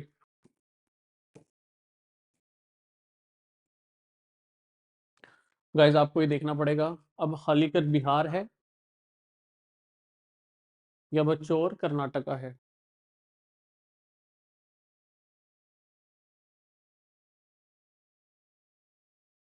B is 1, will go with A. Again I am not sure कि यही आंसर होगा, बट अगर एक आइडिया लेके चले तो जस्ट ट्रिक के साथ ही मैं चल रहा हूँ इसमें, तो आई थिंक ए। इसको गाइस टैली कर लेना इसको भी, बिकॉज यहाँ पर जो Hallikar I think is in Karnataka, जो कैटल इसकी जो ब्रीड है हालीकर, तो ये चेक कर लेना। I am not sure about it. हाँ, Bargur is Bihar and I think Vechur is in Kerala. See, Vechur is in Kerala. Vechur जो ब्रीड है ये केरला की है, तो 2 तो थोड़ा आइडिया लग रहा है, बट बाकी देख लेना। Recently, archaeologists conducted the first ever scientific dating of a sarcophagus terracotta coffin along the burial offerings such as Canalian beads, indicating trade contacts with the northern region during the Harappan. अब guys ये कैनलियन beads क्या होते हैं? आप लोगों ने देखा होगा, लोग डालते हैं, खासकर सनातन जो रिलीजन से हमारे जो जितने भी हैं, आपने ऑरेंज कलर के बीड्स देखे होंगे, माला जो बीड्स आते हैं थोड़े, तो उनको कैनल बीड्स तो कुछ कॉफिन्स में देखने को मिला है, टेराकोटा कॉफिन में। और ये कहाँ पर है गाइस? ये अभी की न्यूज़ है गाइस। यस, अभी हिंदू की ये न्यूज़ थी, मे बी 3-4 मंथ के बीच में न्यूज़ आई थी। किलना मंडी, A part is answer. Yes guys, ये हिंदू की न्यूज़ है। जिन बच्चों ने और खासकर हमारे स्टूडेंट्स ने इसको पक्का टिक किया होगा, जिन्होंने ये पढ़ा होगा। Arrange the following biosphere reserve of India in the chronological order of their establishment. This isn't easy. आप पहला आंसर दे सकते हो। सबसे पहले जो थी वो किसको रखा गया था एंड बाद में किसको लाया गया। तो सबसे पहले जो है that is first is gulf of Mannar, Basar is of India in the chronological सबसे is gulf of Mannar, second is Similipal Orissa, third is Pachmarhi, fourth is Agasthyamalai and the fifth is Kutch. Guys A part is the answer. I know it's not easy, it's very tough, but आप पहले को ही ID लेके gulf of Mannar आप सबको पता होगा कि biosphere reserve जो है पहले किसको एस्टेब्लिश किया गया था, तो गल्फ ऑफ मन्नार। तो उससे अगर आप और एंड वाला पता कच्छ, कच्छ आई थिंक आया है 2008 में, 2008 में भी। गल्फ ऑफ मन्नार जो है ये आया था 1989, मुझे तो डेट्स भी थोड़ी की पता है। सिमिलिपल जो आया है दिस केम इन 19 5 साल बाद 1994 और 95 के अराउंड आया है। पंचमढ़ी जो है ये उसके बाद आया है। पंचमढ़ी जो आया है आई थिंक 1999 में आया है और 2000। तो ऐसे करके इनकी डेट्स हैं। तो कच्छ 2008 और 2010 इसी के अराउंड आया है, तो इसको पढ़ लेना। ठीक है, बायोस्फीयर रिजर्व पता ना, बायोस्फीयर रिजर्व क्या है सबको पता होना चाहिए। प्रोटेक्ट करने के लिए हम लोग किसी भी नेशनल पार्क और वाइल्ड लाइफ रिजर्व को बायोस्फीयर डिक्लेयर कर सकते हैं। ऑपरेशन मेघ राहत किसके लिए था गाइस? कश्मीर में 2013-14 में जो फ्लड्स आए थे उसके रिलेटेड है, तो सबको पता होगा ऑपरेशन मेघ राहत। ये humanitarian assistant disaster relief operation था जो जम्मू कश्मीर में। तो first is correct. Operation launch in response to severe landslide triggered by earthquake, no, it is related to the floods. It involve large scale deployment of troops, engineering task force, helicopter rescue civilians. yes correct, first is correct, third is correct. The operation was jointly carried out by the state government in collaboration with the NGO, no, in collaboration with the Indian Army and few more. So fourth is also incorrect. So second and third, sorry, first and third is the answer. First and third is the answer. ये भी कुछ के लिए थोड़ा heavy लगा होगा कुछ को, बट अब आराम से करोगे तो कर सकते हो। Next is guys, heavier objects fall faster than the lighter ones. जो हैवियर है object they fall faster than the lighter ones. No guys, air जो होती है, हवा जो होती है, अगर आप वैक्यूम में एक पत्थर को ऊपर से फेंको और आप किसी एक लीफ को ऊपर से फेंको तो दोनों सेम स्पीड से नीचे आएंगे। बस फर्क क्या है कि अंडर द ग्रेविटी क्या होता है, एयर रेजिस्टेंस प्रोवाइड करता है, जिसके कारण क्या होता है आप लोगों को चीजें अलग देखने को मिलती है कि बॉल जो है वो जल्दी गिर जाएगी कंपेयर टू द लीफ। तो heavy object fall faster than the lighter ones. assertion, heavier objects fall faster than the lighter ones. Acceleration due to gravity is independent of the mass of the fall faster than the lighter ones. तो ये आएगा no. Acceleration due to gravity, अब ये किस context में है? अब वो कह रहा है heavier object fall faster than the lighter ones. अब इन्होंने कॉन्टेक्स्ट लिखा नहीं, इन वैक्यूम और नॉर्मल कंडीशन। नॉर्मल कंडीशन में देखेंगे तो यस गिरते हैं नीचे, बट किस कॉन्टेक्स्ट में? Acceleration due to gravity is independent of the mass of the object. Yes guys, acceleration due to gravity जो है, acceleration due to gravity जो है that is related to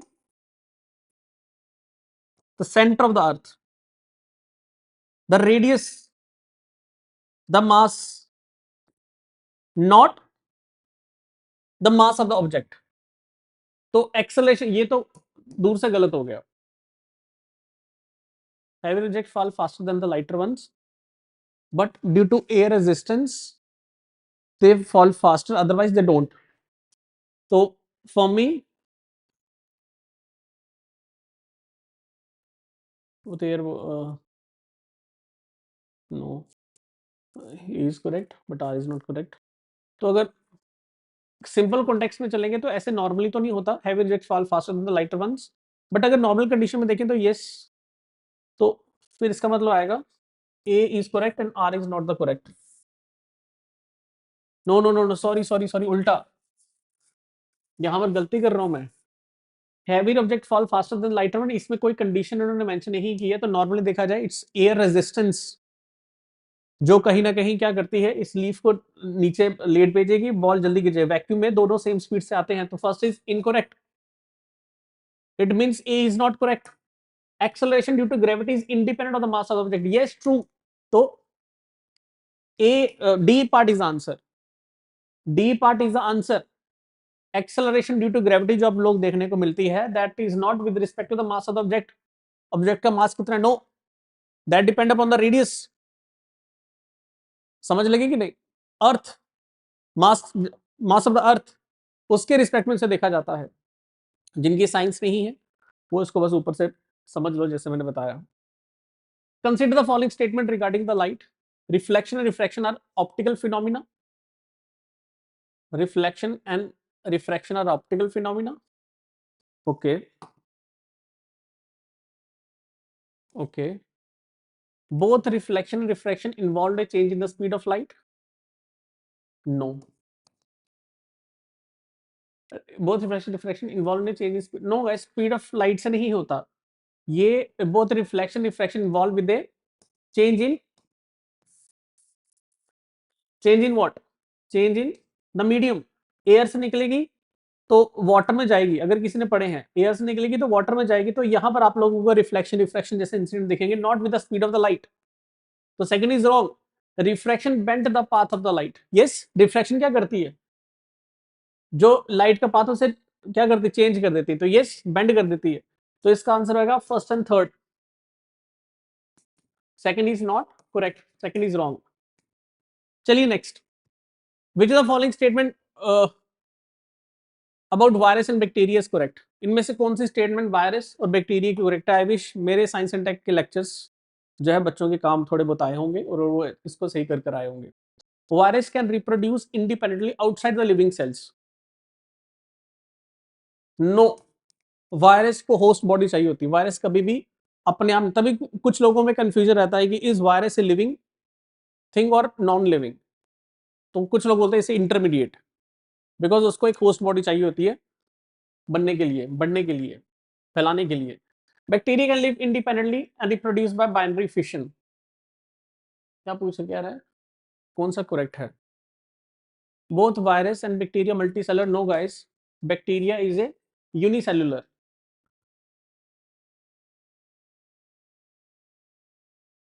Virus and bacteria are both visible under light microscope. No guys, bacteria, जो bacteria है that can be seen under light microscope, और जो virus होता है गाइस ये बहुत छोटा होता है, बैक्टीरिया के पता नहीं कितना छोटा होता है virus, and this can be seen with very different microscope. उसका अलग नाम है, I don't remember that name, कौन सा होता है, एथोड एनोड पता नहीं ऐसे समथिंग कोई हमारा कुछ क्या बोलते हैं इसको, माइक्रोस्कोप होता है। बोथ बैक्टीरिया मल्टी सेल नहीं होता, बैक्टीरिया इज यूनिसेलुलर, और वायरस जो होता है it is not neither unicellular neither multi cellular. समझ लगी कि नहीं? तो ये भी गलत है, ये भी गलत है। Bacteria can live independently and reproduce by the binary fission, तो आई थिंक इसका सिर्फ आंसर ये सही है। ठीक है, ए भी गलत है, सी भी गलत है और डी भी गलत है, तो only B is answer. Identify the correct match between the digestive enzymes and the substance they act upon. अब आप में से बड़े लोगों ने पढ़ा होगा किसका क्या डाइजेस्टिव एंजाइम है, इसको हम इजी भाषा में हमें पता है गाइस। जो अमाइलेस है ये इसको क्या कर सकता है, डाइजेस्ट कर सकता है कार्ब्स को, अमाइलेस कार्ब्स को। ये जो अमाइलेस एंजाइम है ये किसको डाइजेस्ट करता है, कार्ब्स को। लाइपेज किसको डाइजेस्ट करता है, फैट्स को। और पेप्सिन किसको डाइजेस्ट करता है, प्रोटीन को। अगर किसी ने साइंस एंड टेक के लेक्चर्स पढ़े हैं गाइस तो उसके लिए ये इजी होगा, अगर नहीं है तो watch my 7 days free trial classes on app, trust me ये पार्ट हमने उसमें कवर किए हुए हैं, you will get to no.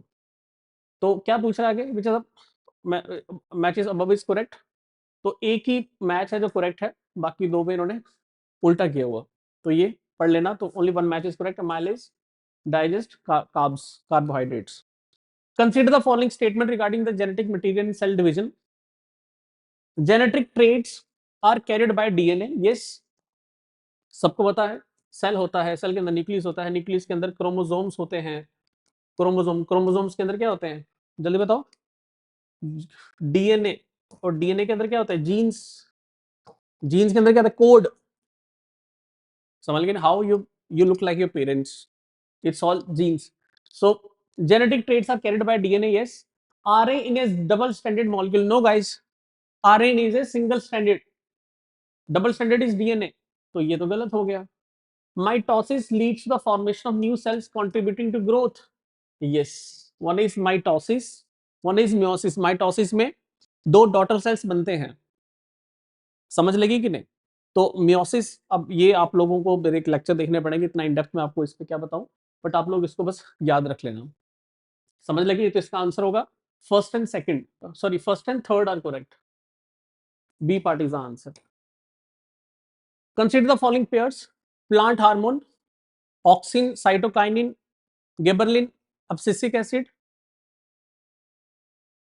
This is not easy guys, this is not easy. Plant hormone auxin क्या करता है, इन्वॉल्व इन फोटोट्रोपिज्म, लाइट को कैसे यूज करना. साइटोकाइनिन यूज करता है stimulate cell division. Gibberellin promotes stem elongation. Abscisic acid promotes seed dormancy. I think all four are correct. This isn't easy guys, tough. ठीक है, अगर आपने इसको लीव किया होगा तो कोई बहुत बड़ी बात नहीं है, ये है ही लीव के काम. A satellite moving in a circular orbit around the earth has which of the following characteristics? Zero acceleration? No. Constant speed but changing velocity? Yes.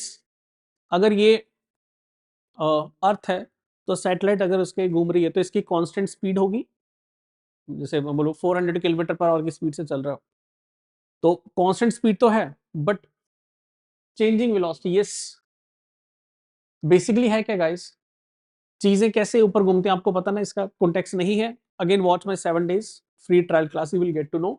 But इसका अगर आप बोलोगे फॉलोइंग कैरेक्टरिस्टिक्स, तो constant speed with changing velocity, आगे करना पीछे करना, move क्या करेगा, सेम स्पीड से करेगा, बट जो चीजें होंगी आपको पता है कहीं ना कहीं कि कैसे करेगा इसको. तो for me answer will be the B. Constant velocity no, velocity can not be the constant, and the decreasing energy no. तो answer will be the B part.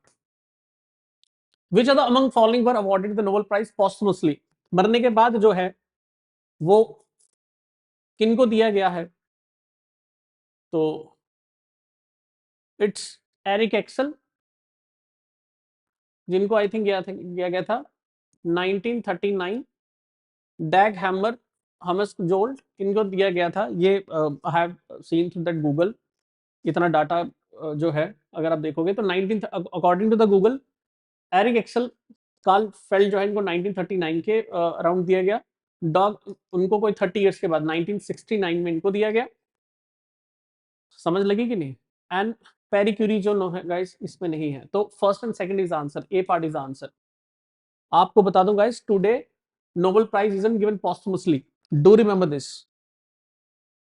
ये आई थिंक बाद में डिसाइड हुआ था, मे बी 1970, 1971, 72, दैट पोस्टमली नहीं दिया जाएगा, posthumously. And आज की डेट में अगर आप देखोगे तो ऑफ कोर्स अगर कोई अनाउंसमेंट, जैसे आज अनाउंसमेंट होती है कि इस फलाने बंदे को नोबेल प्राइज दिया जाएगा, तो अनाउंसमेंट से लेके अवार्ड जिस दिन दिया जाएगा, जिस डेट को अवार्ड दिया जाएगा और अनाउंसमेंट के बीच में अगर किसी की डेथ होती है तो उसको तो अवार्ड दिया जाएगा, लेकिन इसके बीच में जो है अवार्ड दिया जा सकता है, बट ये नहीं कि किसी की डेथ हो चुकी है तो उसको दिया जाएगा. तो ये देख लेना, अनाउंसमेंट और अवार्ड के बीच में अगर होता है तो वो दिया जाएगा, क्योंकि अनाउंस हो गया तो उसका नाम, अब उसकी डेथ होगी तो फिर भी उसको दे दिया जाएगा, लेकिन अनाउंसमेंट से पहले अगर उसकी डेथ हो चुकी है फिर उसको नहीं दिया जाएगा. याद रखें कौन सा, Nobel prize. Which are the following acts as a natural pace maker of the human heart guys. Right side ऐसे नोड के बारे में आपने सुना होगा गाइस, this is easy but for those जिनको साइंस आती है, जिनको हार्ट के बारे में आता है थोड़ा बहुत, तो ऐसे नोड के बारे में उन्होंने सुना होगा. Consider the following statement regarding the diethylene glycol. It is an industrial solvent used in the variety of products including antifreeze, bake, fabric. Yes, true. The chemical standard ingredient guys, ये अब God knows किसको पता होगा, but the answer is both. Yes, कुछ cigarettes में भी, ई cigarettes में भी देखने को मिला है जो है डाइइथाइलिन ग्लाइकोल का जो रोल. Consider the following statement regarding the electricity. अब ये तो मुझे लगता है ये आप सबको तो इसका आंसर आना चाहिए. क्या है ये, क्या कॉन्टेक्स्ट उन्होंने पूछा हुआ है. Static electricity does not flow through wires. Does not flow through wires. True. What is static electricity guys? जो चार्ज है वो ऑब्जेक्ट के साथ अटैच होकर बैठ जाता है बस. Lightning is an example of static electricity. Yes. Electric current is always static in nature. Guys, no. Electric current is not static, it's dynamic. It's dynamic. ये आप लोगों को पता होना चाहिए.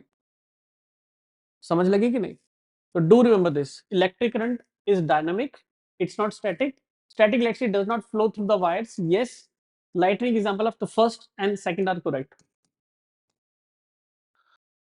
Pure water has pH of 7. Which of the following temperatures?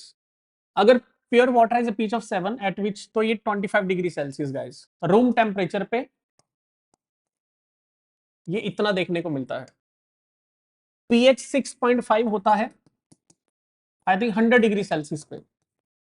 100 degree Celsius पे 6.5 होता है वाटर का, और रूम टेम्परेचर पे 25 डिग्री सेल्सियस. तो डू रिमेंबर दिस, ये आप लोगों को पता होना चाहिए. What is the answer? T part is answer. 25 degree Celsius room temperature. Consider the following statement. ये अभी गाइस जिन्होंने मेरी ज्योग्राफी की क्लासेस देखी हैं उसमें ये अभी कवर किया गया. क्या कवर किया गया? Diamond and graphite are the allotropes of carbon. Yes, true. Both diamond and the graphite are good conductor of electricity. No, graphite is a good conductor of electricity, but diamond is not.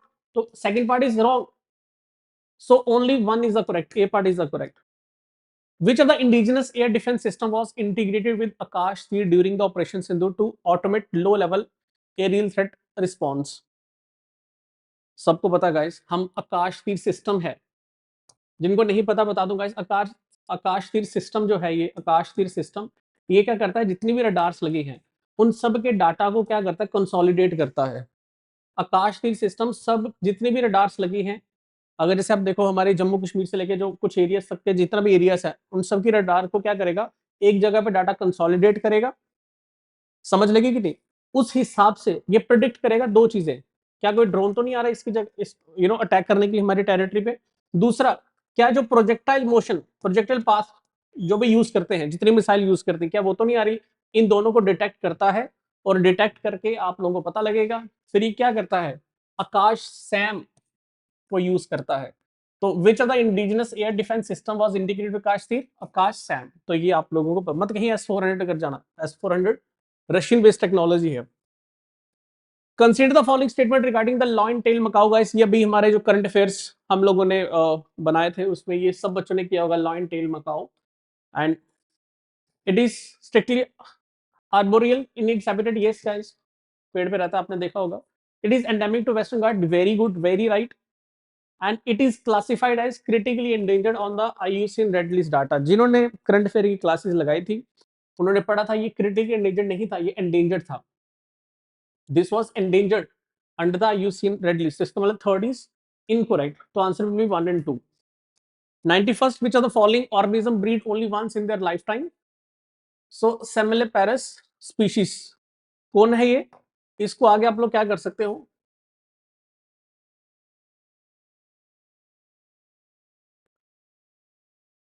Guys ये पहले आपको पता होना चाहिए सेमेलिपेरस क्या होती है. ऐसी स्पीशीज गाइस,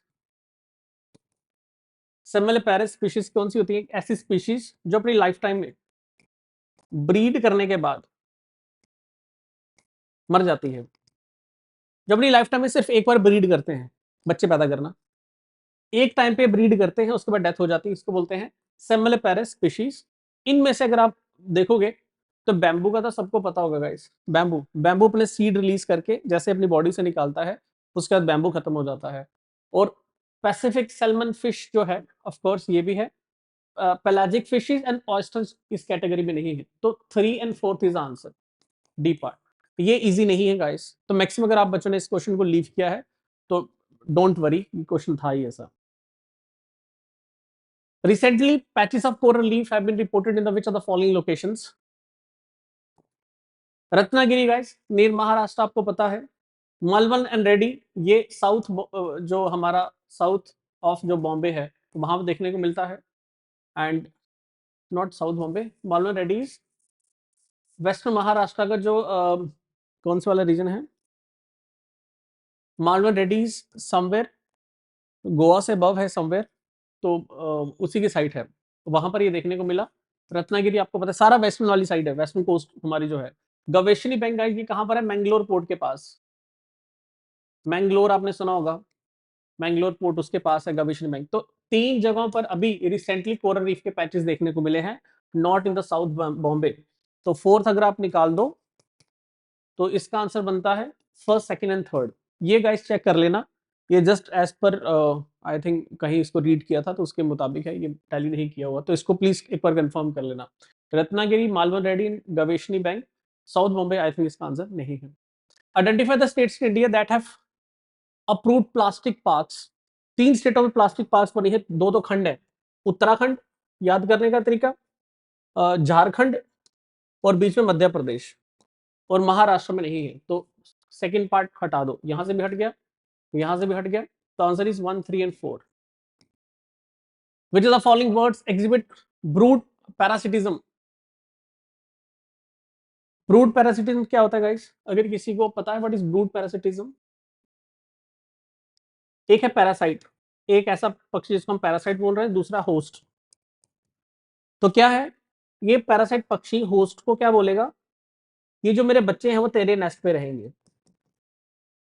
पैरासिटिक पक्षी अपने बच्चों को दूसरे को नेस्ट पे, होस्ट के नेस्ट पे, होस्ट पक्षी के नेस्ट पे क्या करेगा, उनको ले करेगा और देखरेख करेगा होस्ट पक्षी। This is known as brood parasitism, अगर आप लोगों को इसके बारे में पता है। तो अगर इसके बारे में पढ़ोगे गाइस तो इसको आप इंटरनेट पे देख लेना एग्जैक्टली कौन कौन से हैं। कॉमन कुकू है, इंडिगो बर्ड है, पिजन नहीं है, ईगल नहीं है, हनी गाइड है। तो 1 2 3 1 2 3 इकट्ठे हैं, 1 2 3। पिजन और ईगल हटा दो, 5 हटा दो, 5 कहां से हट गया, यहां से भी हट गया, यहां से भी हट गया, यहां से भी हट गया। तो answer is 1 2 3 and 6। This is answer, D part is answer. Deep Ocean mission was launched in 2021. Yes, focus on sustainable harnessing ocean wealth, strengthening the blue economy. Launched by the Ministry of Earth and Sciences. India's first unmanned submersible vehicle Matsya 6000 is being deployed as a is being developed as a part of Samudran project. Both as per my review related to the paper guys, paper cut off जो हमने अगर आपका paper guys tough आया है तो सबके लिए tough होगा। आई नो कोई भी बच्चा मूड में नहीं था इस बार एग्जाम देने के लिए। ये पहली बार होगा कि सिचुएशन ऐसी बन गई थी या बन गई है कि you know everyone was very much confuse related to the exam, कि हो रहा है कि नहीं हो रहा है। तो बट चलो, I will not get into that debate now.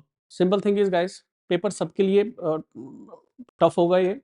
This wasn't easy, geography के बहुत कम क्वेश्चन पूछे हुए, पेपर का जो प्रोडिक्शन ऐसे नहीं किसी ने भी लिया होगा, but this is how exam is. तो कट ऑफ इसका नीचे जाने वाला है for sure. And just guys get ready for the mains जिनका भी आएगा। बाकी best of luck, thank you.